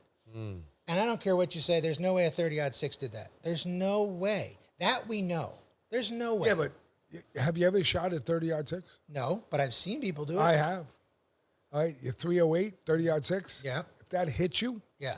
there's a lot more going on when it hits you than that. Of course. It'd blow your head off. You'd see you blood. took the words right out There's of my mouth. no blood. None. It's done. It's a catastrophe. And let's say this. What would be signs of a conspiracy? Is that what they say? It was a 30-06? Yes. Yeah, he did report it 30 hours. And it's a magic bullet. It went down. Back me up on this. Yeah. If that hit him, Yeah, there'd be a little bit more damage. a little bit more. A little bit more. It would have been I don't a want to say it, catastrophe. but it would. It's a shame to say Yeah. it. It's like, just think of the worst thing you can imagine. They just showed like an oil lube happening. God, I can't believe I just said that. I don't want to be bad, but it would have been worse. It would have been much worse. Nick's Pizza and Restaurant. Craving the perfect slice? Nick's Pizzeria Restaurant, located at 822 Main Street, Bethlehem, serves up delicious handcrafted pizza and classic Italian dishes made with love. Whether you're stopping in for a quick lunch, a family dinner, or takeout, Nick's is your go-to spot for mouth-watering flavors. Taste the tradition at Nick's, where every bite feels like home. And tell them that the PizzaFellas podcast sent you. Looking to take your brand to the next level? The PizzaFellas podcast rely on Ryan Stark Media, specializing in creating bold, impactful content that tells your story and captures your audience. From stunning visuals to cutting-edge strategies, Ryan Stark delivers results that stand out in today's competitive market. Let Ryan Stark Media bring your vision to life. You know, when I first met you, it was during like the COVID era. We were at Joe's Pizza Shop and we were trying to solve the world's problems. And you came in and you said something really interesting to me. You spoke to me about a book, the Barron Trump book. Oh, I can talk about that, sure. Yeah. It blew my mind. Yeah. How there was a book written. I have it on my phone. In the 1700s, 1800s? Yeah. Or 1900s? It was like around 1900, yeah. The early 1900s, about a little boy named Barron Trump. Von Barron Trump. And his father, could talk about it a little bit, because it absolutely, I keep that in my mind. And Well, I don't know if I already, they say Trump's a With a time machine. Well, another conspiracy. They do say Trump's a time. yeah, he's a traveler. fucking reptilian. He's this and he's that. He's a fucking alien. Well, from, not a reptilian. Yeah. They're time travelers. They say. Yeah. There's different. There's reptilians out there. I do believe that, but You got one in a green suit right now. No. Well, I mean, all right. So if you wanted to talk about that, and that's one of the fun conspiracies is you have a book that was written. You know, you can order it online if you want to, about the time traveling adventures of Barron Trump. yes, That's it. And in the book, there's also another book called The Last President. But in the same guy, I think it's a lawyer I think his name was like Ingersoll Lockwood or something like that. But he talks about Barron Trump and the fact that there's this guy in the book named Don, who lives on Fifth Avenue. Yes. Who, Yes. you know, has a vice president named Pence. And there's all these other things that are just very ironic. It's not ironic. It's fucking crazy. And then you couple The that. book was written in what year? The early 1900s. Yeah. 1908? Yeah, Maybe? it's around that. Yeah. And then you have a guy, It's on my phone. I'm not going to look for it right now. John Trump, I got ashes all over the Trump's fucking place. uncle, who supposedly is either best friends or neighbors with Tesla. So Yes. all of Yes. Tesla's stuff Yes. gets stolen, and Tesla had been talking to people about different things that he thought he could do with time travel, things like that. So is there a possibility? Of course. And those are the fun ones to talk about because, you know, they're interesting. You know, people say like, oh, are dinosaurs real or dragons? I mean, dragons are mentioned 34 times in the Bible. Think about that. Dragons. They have the whole Chinese calendar. Every single animal in the Chinese calendar is real, except for the dragon. Yeah. And yet there are people that talk about dragons throughout history, everywhere. There's movies created every day about them. Of course. And so what are dinosaurs? Well, that word didn't even come in existence till 1841, 42, something like that. What is Antarctica? Well, we could get into that. That's a fucking another Wait, one. I got one. All right. So the Titanic. Well, yeah. That was What how- happened with it? That's how we got the real Federal story? That's 100%. What's the real story The truth. about the It Titanic? wasn't really the Titanic. J.P. Right. Morgan. Was it the it wasn't Carpathia? really. Yeah. It was the Olympia. It was the Olympia. It was the Olympia because the he didn't Titanic have was parked. insurance on the Titanic, Yeah. and they had Yeah. to fix the ship. Well, that was with the Federal And then those Reserve. three guys, the three guys from, they were Germans, weren't they? Yeah. They were against the federal bank. That's why they killed and him. they all died. And they killed them, and they all met, and they left the ship. They Yeah. left on the wrong boat. Yep. They left on the wrong boat. Well, I mean, if people knew our banking system, I forget who said it, it'd be a revolt before morning. But that's, I mean, look at the Federal Reserve. We had a revolt, a revolution in this country for 3% on tea. Now your average person pays almost 50% of their money to the government. Well, yeah, but Woodrow Wilson. Henry Ford, yeah. Listen, Woodrow Wilson's wife during that time, she ran the country. Sure. And she signed off So did after Joe- Jekyll Island. And I mean, we talk Yep. about Joe Biden, but Woodrow Wilson was dead Yeah. as a president. Yeah. And they met in Jekyll Island Yep. after the Titanic bullshit with the Olympia Yes. and changed the world that we live in. Right. And and that- erased history books. Jason, I am saying something Yes, wrong? and I'll tell you what, that is actually one of my current favorite conspiracies is the whole like Tartarian mud Tartarian. flood. Because Tartarian. I don't see how anybody can go to Milan, look at their cathedral, and say that those people were more primitive than us. Did you but ever see the? Did you ever see Tartarian? Yeah. They were ahead of us. Yes. They All had of it. electric. Well, look at some of these cathedrals. Has anybody in the room heard of Tartarian? No. Tartarian. I'll give you an example. It goes back to the pyramids too. Well, Well, let him. they- You No, I'm just explain saying. something about Tartarian. I'll give you an example. The Wall of China is 13,000 miles long. That's enough to go 3 times back and forth on the United States. Do you know what? It doesn't face outward from China. It faces outward from Tartaria. So who were they trying to keep out or keep in? It wasn't the Chinese. It was the lost civilization of Tartaria that may have built that wall. Because if you look at it, And it they does- were in what? They were in. like Russia area. Yeah, Like, Right. Yes. Okay. Well, it's like that. But they had bikes. They had They a had lot of stuff. They had everything going It's on. like that one dude that talks about the pyramids. Yeah. They had the giant people. You know what do they That, call I mean, they're the it? Nephilim. You They're, know, they're yeah, in the Bible. Yeah. I mean, that's what I think dinosaurs are. I think they're most of the stuff when there's conspiracies. The reason they do it is to hide the presence of God. And so, if they find big bones that would lend credibility to the Nephilim, they become dinosaur bones. You should check a look at the Grand Canyon. Almost 90% of the things there are named after Egyptian things. You know, well, the Grand Canyon's another big thing. There's a lot of shit under the Grand Canyon that Yes, we don't know about. but the Smithsonian went in there and blocked it all up yes, until today. and you're not allowed in there. Now, why would they do that? Were the cattle for the reptilians, Yes. like our cattle is for us. Yes, it could be. Dinosaurs were food for the ancient reptilians. That's what they. You're right, Steve. They did say that dinosaurs years were food ago- for the ancient reptilians. Years ago, I had to do what my dad had to. I had to do whatever my fucking dad told me to do. But so I would drive in the middle of the night and deliver bread, right? And I would listen to this show called Art Bell. I love it. I was infatuated with him. Yes. He would talk from UFOs to aliens to Yes. shadow people. He was the fucking- number one guy in America. Bro, he passed away. The AM. Then George Norrie Yes. took over, but I still listen to Art Bell today. The best part is us on at like midnight, so you'd be driving home from Yeah. the Penn State game, Dun, you're like, dun, dun, and you'll dun, find dun, it, and you're yeah. like, oh, Yeah, yeah. You know, I Yeah, found it was real late at night, and it just kept me going. But it's what we think today. Like him and I do these talks, and we're like, well, who the hell would believe us? But you know what? It's It's not conspiracy. It's actual truth. Oh yeah. Truth, like super truth. But Well, to talk about that, it's crazy when smart people are unwilling to recognize there are conspiracies that are not just real, but they're also not rare. yeah. You know, Right. And I mean, when Right, you Sal. go back people to, don't like, talk about that. All the Right. time. When You're you go right. back to, and again, I'm jumping to the Tartarians. If you look at the knowledge they had, free electricity. Yeah. yeah, I mean, they had their streets, the bicycles, the lifestyle. Plumbing, everything. Yes.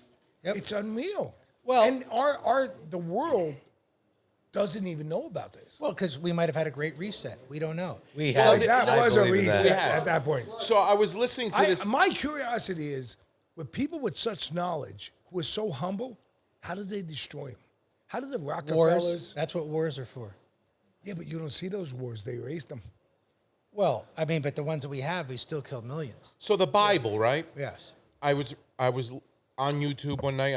It's late night. I'm like, what am I going to watch? Let me watch YouTube. I'm watching this guy talk about the Bible. There were 7 Bibles that were made, and they took they were like scrolls that were inside glass jars, and they would find them. Oh, this is this, and they would.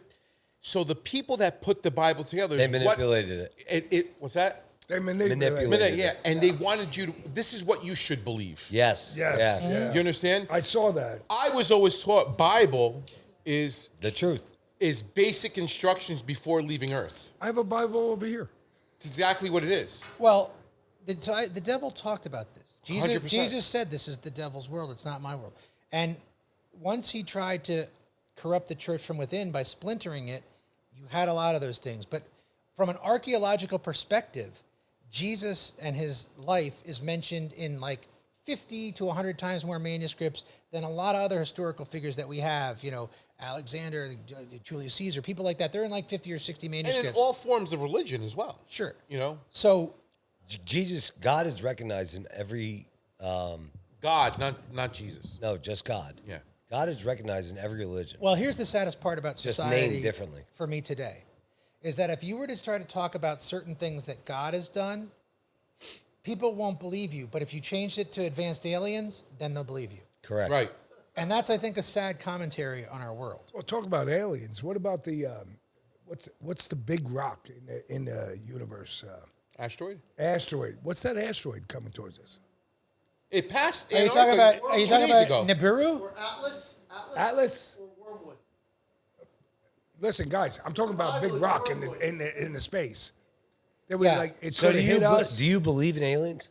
No, I You don't. do not, because you have progressions in your pathway, and eventually I got to the point where they talk about the firmament on page 1 of the Bible. Okay, real quick though. What about all No, those- no, hold on. What are you going to say about though in Nevada?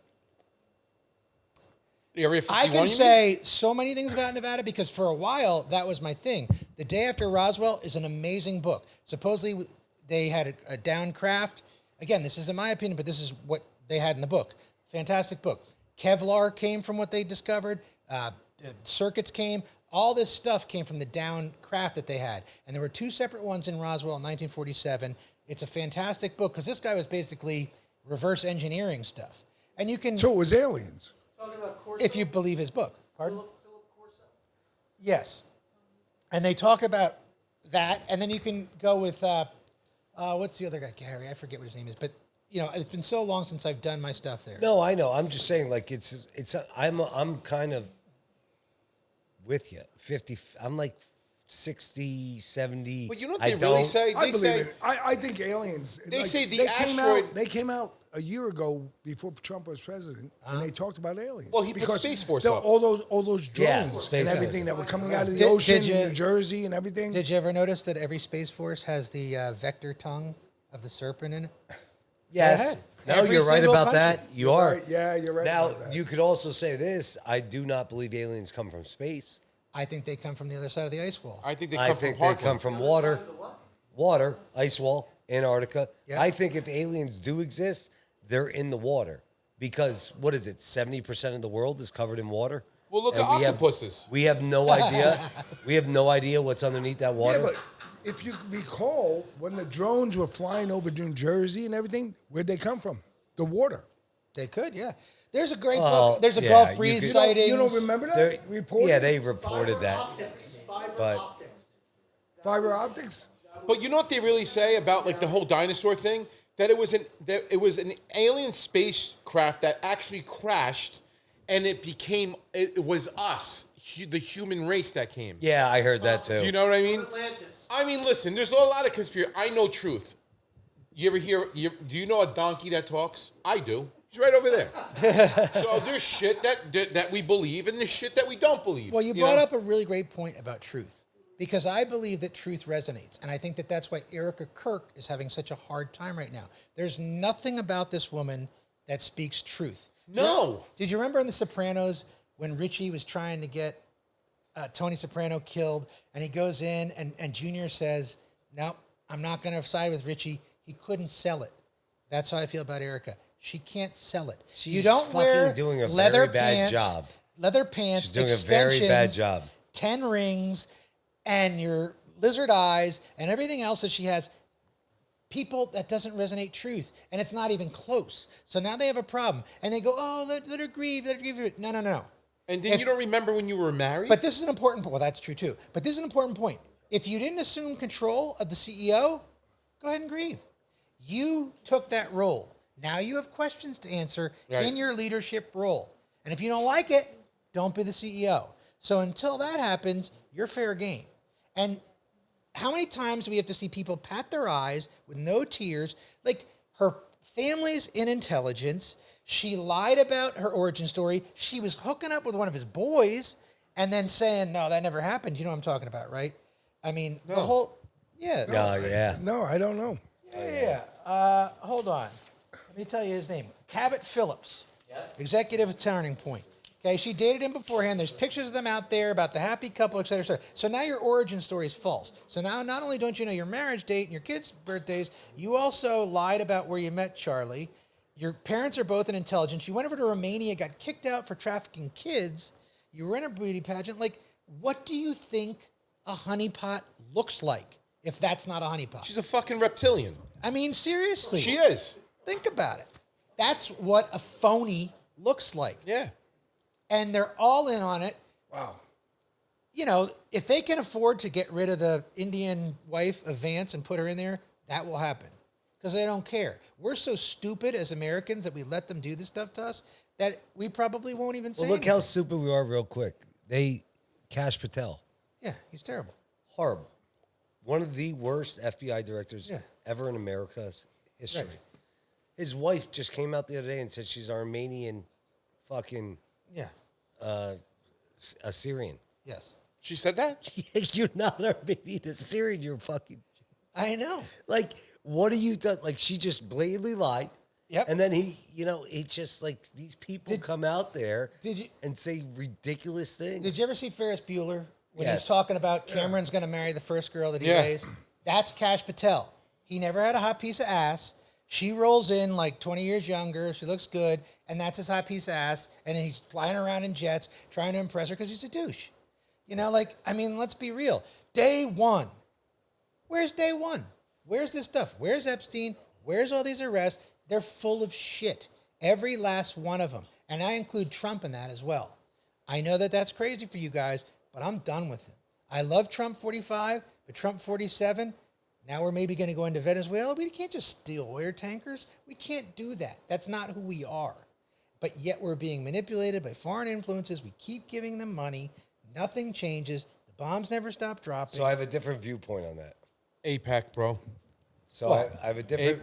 yeah, No, they own Don. They own Don. I have multiple people that have said that to me in the past month. Mm-hmm. My big belief is this, and I'll say it until it's proven wrong. Keep your enemies close, and that's what he's doing. Do you know that's why I became a lawyer? Tom Hagen in that movie, when he's at the hospital and he's Goodfellas? trying to Godfather. and he's trying to protect his dad, and he can't really do it. The baker comes and he's standing outside the hospital and they can't really get him, and then he punches. The cops are roughing him up. Tom Hagen comes there and he goes, "I'm a lawyer," or whatever. These people are licensed to carry firearms. If you don't, you need to go before a judge and show cause. And that shit ended right there in the movie. You couldn't mess with them. And I thought, I want to be able to do that. I want to be able to protect the people I love and care about from being abused and being, manipulated. No, I mean, listen, I agree. I'm just saying, though, I think Trump's in a different position that we can discuss, talk about, everyone can talk about multiple times, but he's got to do what he's got to do to keep these guys. That could They're be. in charge. I mean, listen, we've talked about it 100 times already today. They're in charge. He's in charge. So what do you got to do? You got to keep them fucking close, even though he might not agree. Yeah. Now, again, I am not with the Venezuelan stuff. I again disagree respectfully. I don't really give a fuck if he goes in and fucking kills them. I don't really care. You know what I mean? Yeah. Because at the end of the day, he's going to help that country. He's going to do a ton better than more harm. That's just my own opinion. I mean, me personally, So like what's the other when they side? came down on the oil ship, They let them. They They let the go drug ships. lords They in. let them It's called board, sanctions. And then they go to arrest them. Yes. So And people get when you shot. have sanctions, there's nobody in the history of this country. We have sanctions. Think about Tucker Carlson went to Russia. Well, he lost a lot of credibility yesterday. Yeah, well, he may have. He did? For what? Oh, he's fucked. What did he do?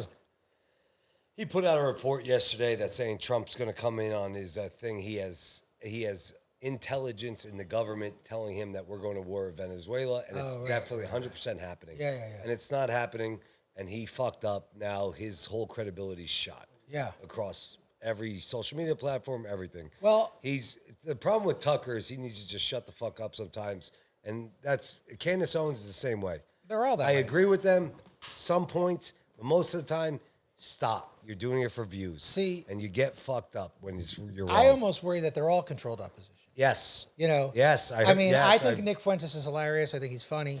You know, but I don't even. You know, on January 6th, he had a bullhorn. He was standing right next to the dude with the red hat. I forget his name. The problem with Nick Fuentes is he's fucking very intelligent. He's just stupid, like with us.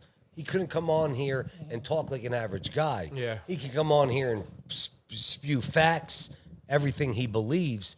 But when you stray away from his belief, he He's sounds lost. stupid. Yeah. No, he's lost. That's the problem with these people. Well, he's young, and I think Well, no, it's it's- sad. Yeah, but It's young, all old. them. Listen, if you're talking, whether you're 22 or you're 72, if you're speaking, you're accountable for what you're saying. Yeah. There's no Exactly, forgiveness. yeah. I There's know. no- you're saying what you're saying right now.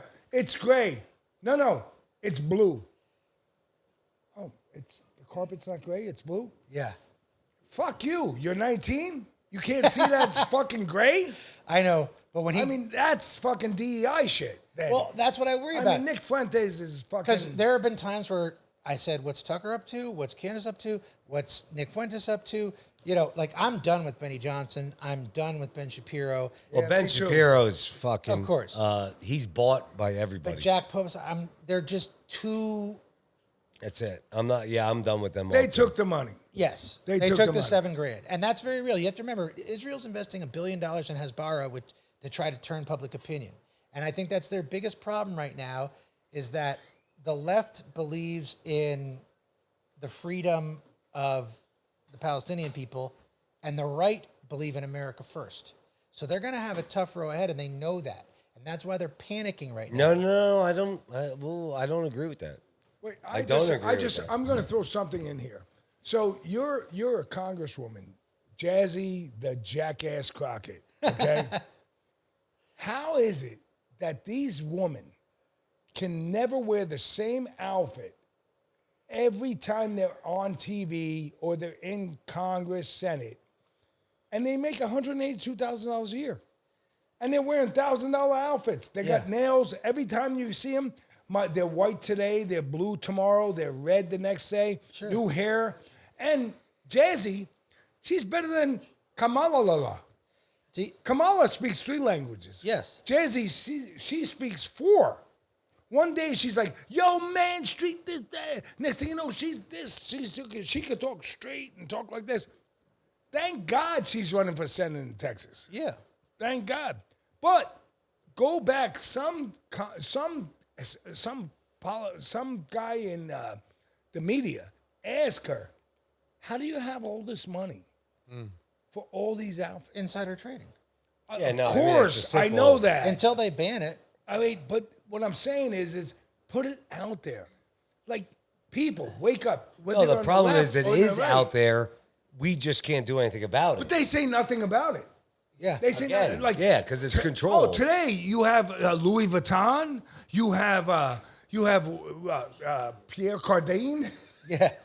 But real quick, to go back what you're saying, You understand what I'm getting at? the reason I disagreed with you is because I think I think the real quick, Pierre Cardin. That's back. Yeah, one short denim. I think the woke left Jordache. is Jordache. with that statement. I had to say it. But the true Democrats are with what the right is.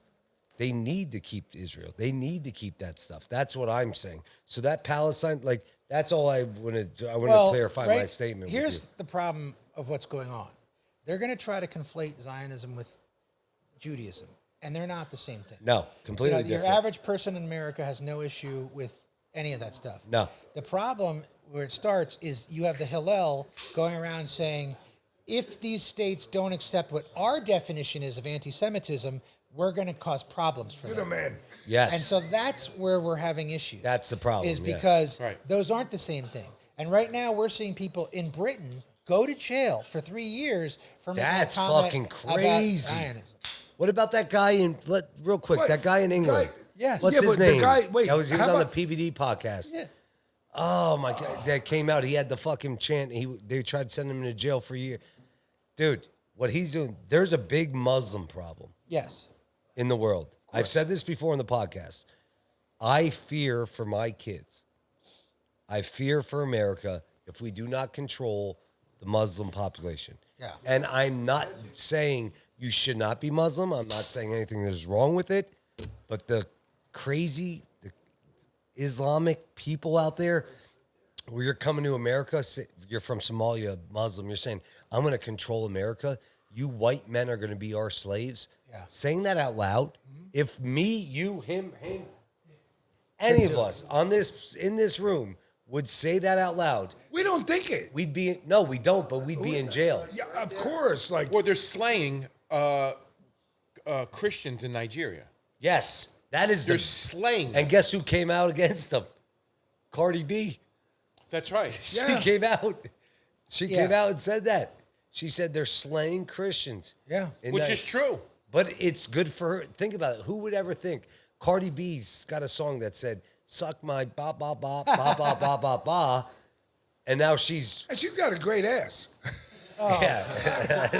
I'm just saying. I mean, she's got a great ass, but she's got now her mind. Steve, if we saw her at the her mind Shelby, is as great as her ass. we'd be definitely looking at her at the Shelby. Yeah, we'd be staring at it. Yeah.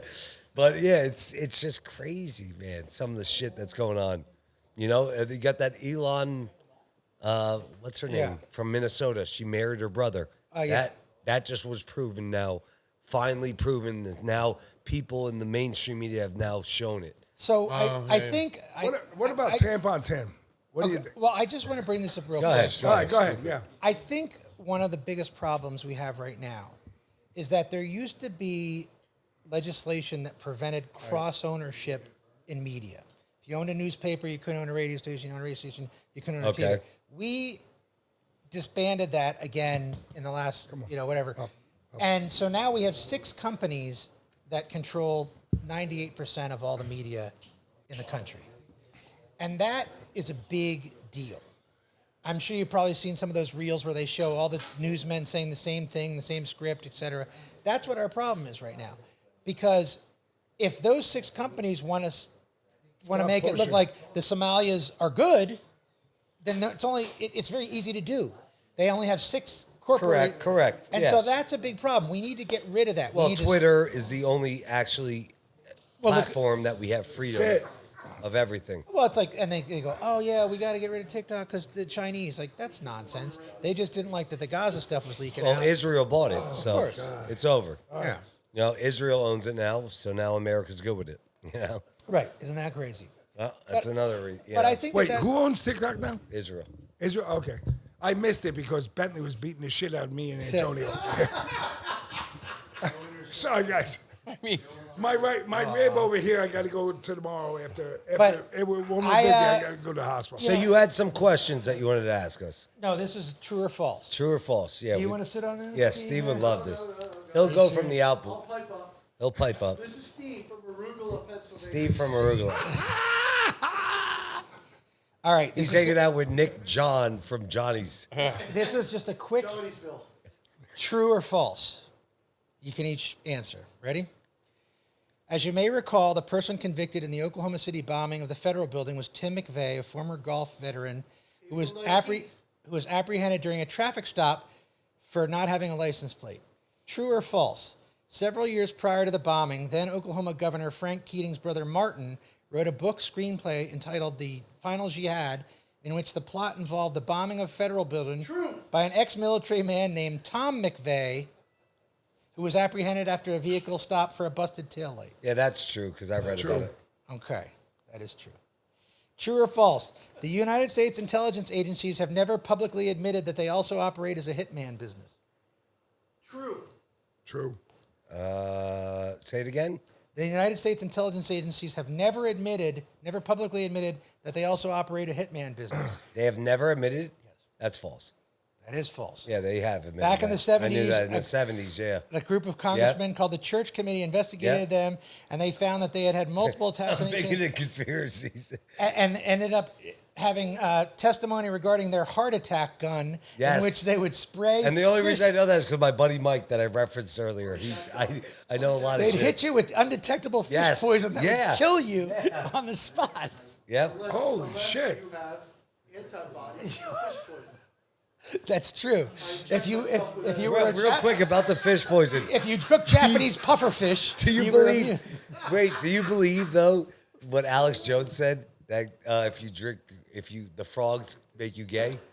Well, I mean, Eat a lot of soy sauce. I don't know. I mean, I wouldn't. That whole surprise frog me. thing was crazy. I looked into that. That was crazy. All right, ready? Next question. During the 1960s, at local high schools such as William Allen, the boys took swimming class in the nude.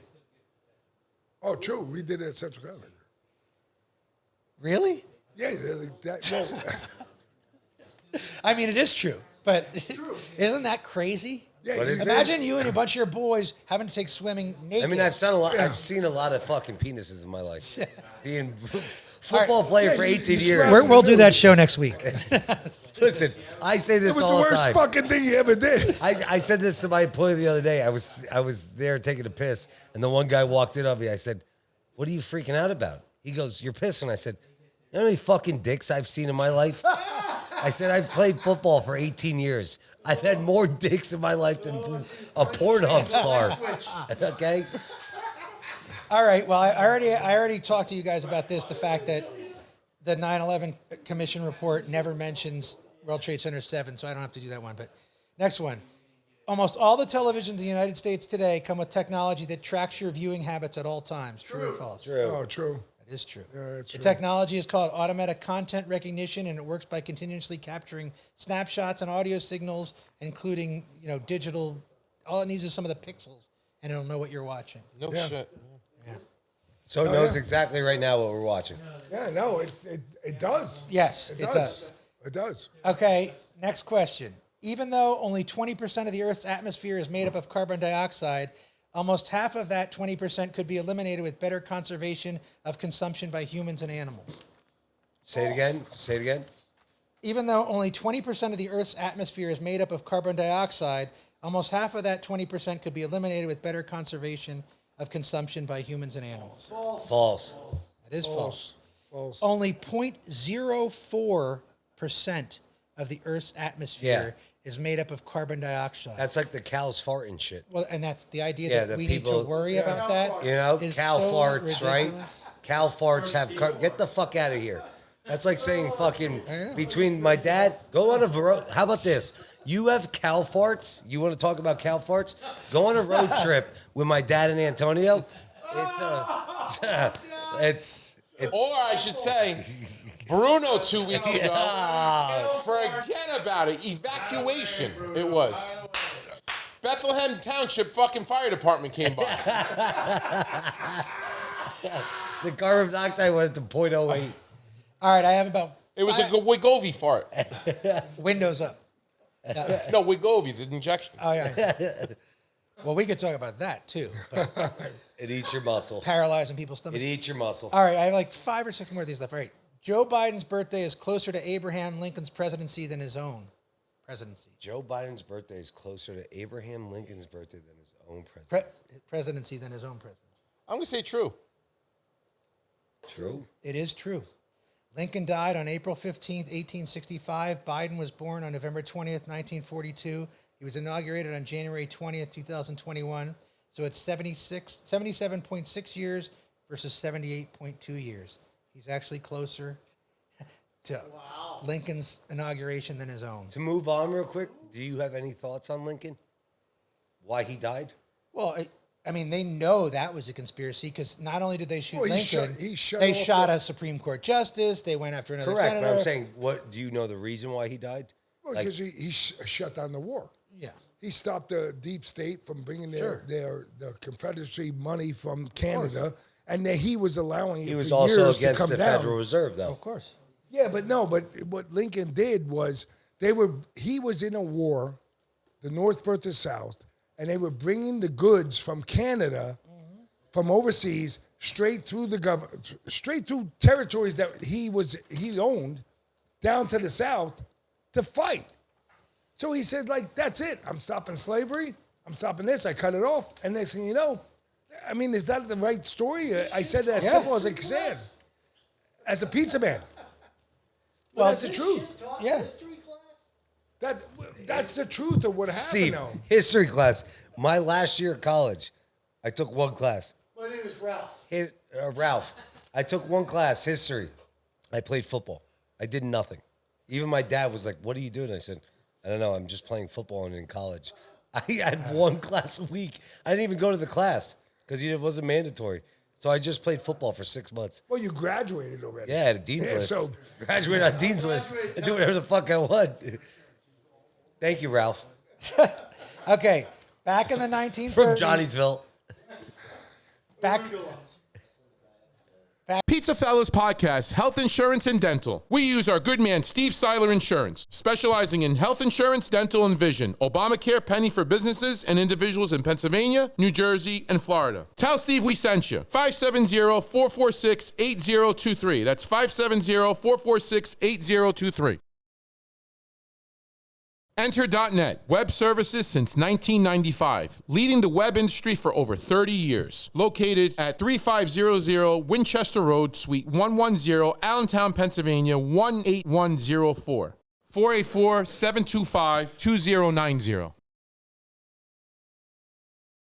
Back in the 1930s, there was a military-style coup hatched to overthrow President Franklin Roosevelt and install Smedley Butler, a career military man, as dictator. True or false? True. I would say true. That is true. True. The business plot, also known as the Wall Street Putsch, was a plan orchestrated by wealthy businessmen for a coup d'etat to overthrow Roosevelt. The plan only failed because Smedley, a loyal patriot, exposed the plan and testified before the Congressional Committee on Un-American Activities. Even though the names and the actions of the perpetrators are known, none of them were ever charged. In fact, the New York Times deemed the whole thing a hoax. Prescott Bush, grandfather and father of American presidents, was believed to be the key liaison in the plot. Yeah. The Bush name, huh? Yeah. They The go back a same while. names all the time. All right. Back in the 1980s, an Allentown pizza-making couple was involved in a hitman for hire Tony. conspiracy. I should have figured you'd know the name. All right, that's my boy Tony. Yeah. No, I want to hear the story, though. obviously, it was later I turned was into born in 88. a hit Hollywood movie. True or false? Oh, yeah, true. What was it? And he What- lived. She shot him in the head. Yep. He came up, made pizza the next day. He still has a bullet Tony's in his head. Pizza. All right. Come on. I love you to death. I love you to death. Yeah. So what was the story? Yeah, we quick? were. He was she cheating won- on her. He was cheating on her. She fucking won in bed. What with did he the- own in Allentown? Tony's Pizza on 7th Street. Was it 7th? Yeah, it was 7th Street. It was on Hamilton South Side. Was he Italian? Yeah. Oh, he's an Italian guy. I knew the guy. All right. He's fucking around. He's with one of the girls in the shop. She comes home, 38 caliber. It was a revolver. Yeah. She shot him with She a shot him revolver. right in the fucking head. Yeah. They weren't in bed. She shot him in the head. Boom. Guy's bleeding. She got to clean up the blood. He's still alive. He gets up the next morning, takes Yeah. a fucking still shower. alive? He had a bullet in his Listen head to the whole me. time. She shot him, got a bullet in his head, gets up the next morning. He's like, "How are you, sweetheart?" Yeah. She's And like, she's what? like, looking at him. Stop. The revolver's on the side of her desk. Oh, wait, a revolver. It's a live gun. There's no safety. Come on. Well, come on. I'm telling you. He goes to the shop. And it's like, what the fuck's going on over here? Yeah. And that's when they start to say, they start to investigate. And it's like, I think I got shot. So did the wife go to jail? Yeah. No. Yeah, she went to jail. They were married almost 60 years now. They're still married? Yeah. No. Yes. He had already survived a car bomb attempt and a sleeping pill Yes. poisoning. Come on. Yes. What is he? How many movies does this guy have? Hey, she must have been. Tony Part 1, Tony Part 2, Listen, Tony Part 3. She was an animal, but they're still together. It was, we were like, what She's the still fuck? trying to kill him. What is it? And he lives in Allentown still? I don't know about that. No, I don't know where they live, but I mean, the big part was, We got to get them Listen, on the podcast. Carbine- Fuck. There you go. Somebody she tried email to them. kill him by fucking, like some acid or something, right? Yeah, there's been a million times. And then I had no she idea. shot him in the head with a fucking revolver. I don't know. If you ever carry a revolver, revolver's hot. Don't put your finger in there. All right. That thing goes off, and then if you have a trigger over there, forget about it. Yeah. So, all right, I have two more. In Japan, there's a law against getting fat. All adults 40 and older are required to get annual waist circumference checks, and any male with a 34-inch waist and above, and any women with a waist 35 inches and above, is considered to be in violation. True or false? Oh, true. 100%. That is true. Yeah. Yeah, It's that's called the Metabo Law, and it aims at reducing obesity. Those that are over the limit are offered lifestyle counseling, and employers and governments will face penalties if they don't meet participation goals. Lifestyle counseling. And I don't know about you guys, but I'm like right on the cusp of that 34-inch waist. So I'm not going to Japan. That's all I got to say. I mean, I could see if it was like 40 inches, but like 34? I'll put a Biaggios in fucking Japan. Everyone will be shot. That's true. All right. What do we got in the last one? The last question. The sex of a human baby can be influenced by how aggressive the male is during intercourse. True. False. False. True. Well, according to my old Italian barber, this is true. I have a daughter, so apparently I'm too gentle. But all I know is, according to him, I got two sons and one daughter. That's because And my last son, my wife was on birth control, and I had a son. That's because you're big sexy.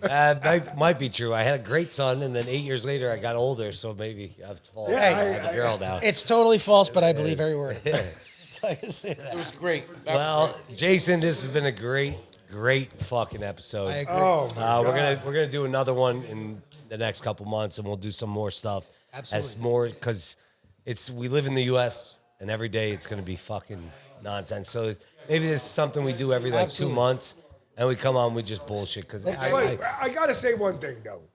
I know we're closing it out, but Brown University. Yeah. What the my fuck biggest thing is this. My question- Every wait. university has cameras. Wait, my question is this. How is the FBI second in control to this freaking miserable freaking chief? And his nephew is getting 20 years for a fentanyl dealer. Well, and those are the ways that you know that these things don't sound right.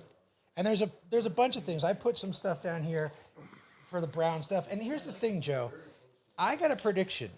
I predict that after tonight, you're going to have that calling to expand this podcast.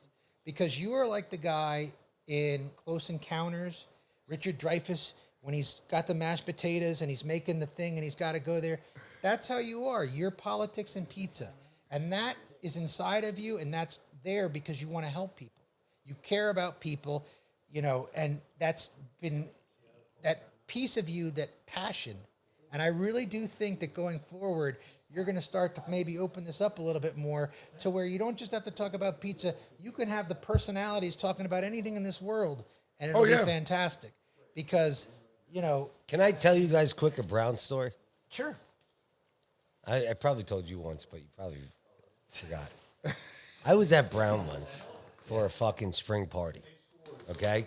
Now, So everybody knows, he was in Boston. Massachusetts, Boston, at Playing college. football. Playing football. My buddies are from Rhode Island. We go down to Brown. Two of his best friends are playing at Brown. We go to them. All the football players live in one house.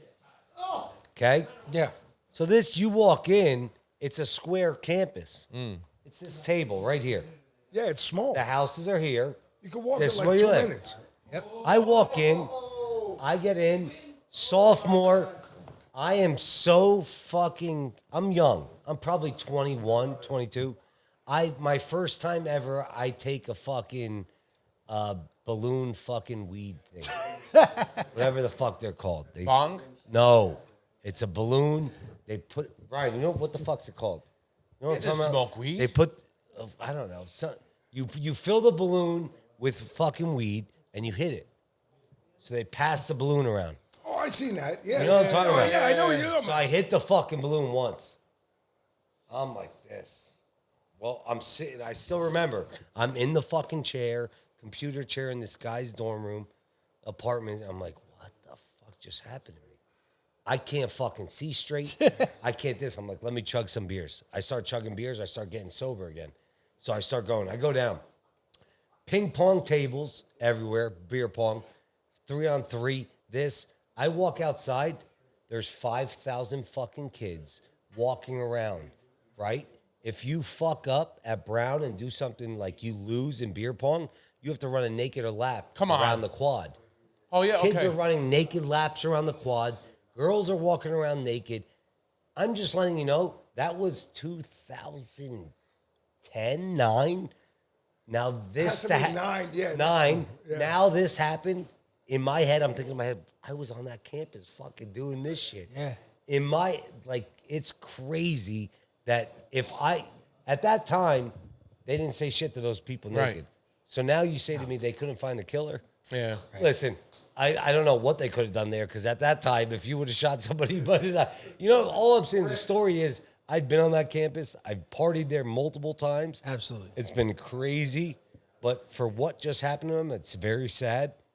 And for them not to be able to have cameras in 2025 Is odd. Yeah. It's odd to be. In 2009, I can $8 understand billion that. endowment. Well, and don't forget the fact that several of the victims had also been victims at other school shootings. 2 of them. And the 2 chances them. of that happening are 1 in 37 billion. They've Billion. calculated that. There's no way that would happen. There's no way. Why did they let everybody leave? Well, because They didn't question the people in the room. course. They go home. That's back to my point. At that time when I was partying, if we got caught, we would have been all fucked. Correct. Nobody would have left. Nobody would have left.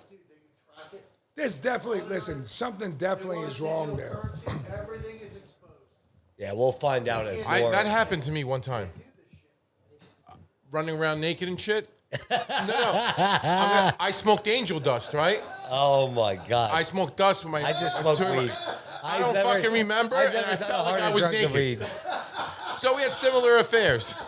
No, I've never done anything but weed. I smoked dust. That shit was. I still feel it. You got long dust. Oh, not fuck. long. You don't have long COVID. You have long dust. Yeah. Tracings. And on top of it, they wanted to put fucking cocaine in it, so I fucking smoked it. Fuck. I was like, all right, bring me home. How's the new set? Is the new set nice? Awesome. It's good, guys? Well, thank you guys for having me. I do appreciate Yes. you having me on. Thank you. Anytime, I'll come back. No problem. 100%. All right, we appreciate it. Again, shout out to United Pizza Nation. United Pizza Nation, Banco. United States Pizza Federation, United States Pizza Team, Vitanjo Rekia, and Billy Billy Manzo. Manzo. Yeah. Subscribe, like us too. Subscribe to us. It's free. It's free for them. Other than that, guys, Merry Christmas to all our fans. Merry Yes, Christmas. Merry Christmas, Happy New everyone. Year's. Happy we won't New see Year's. you until next year.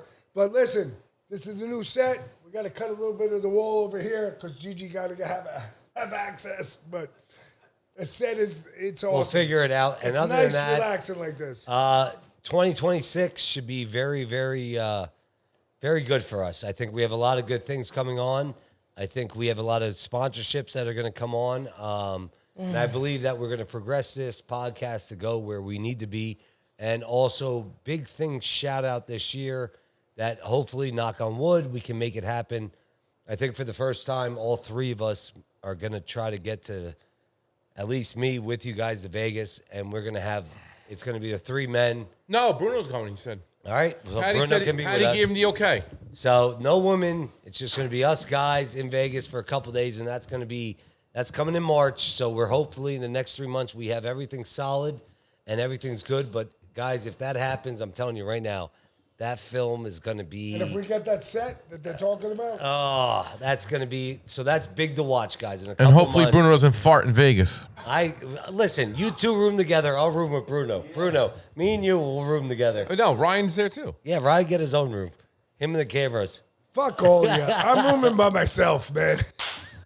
All right. Well, thank you so much, Jason. Appreciate it. PizzaFellas Podcast Jason, 95. I told you, it was Merry funny, Christmas. Romeo. Thank you, My guys. man. We'll be out. Thank you.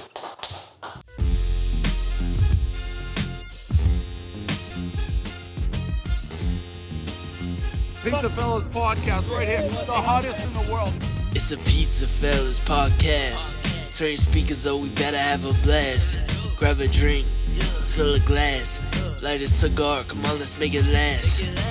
Pizza Talk with Sal and Joe. Oliver, Antonio.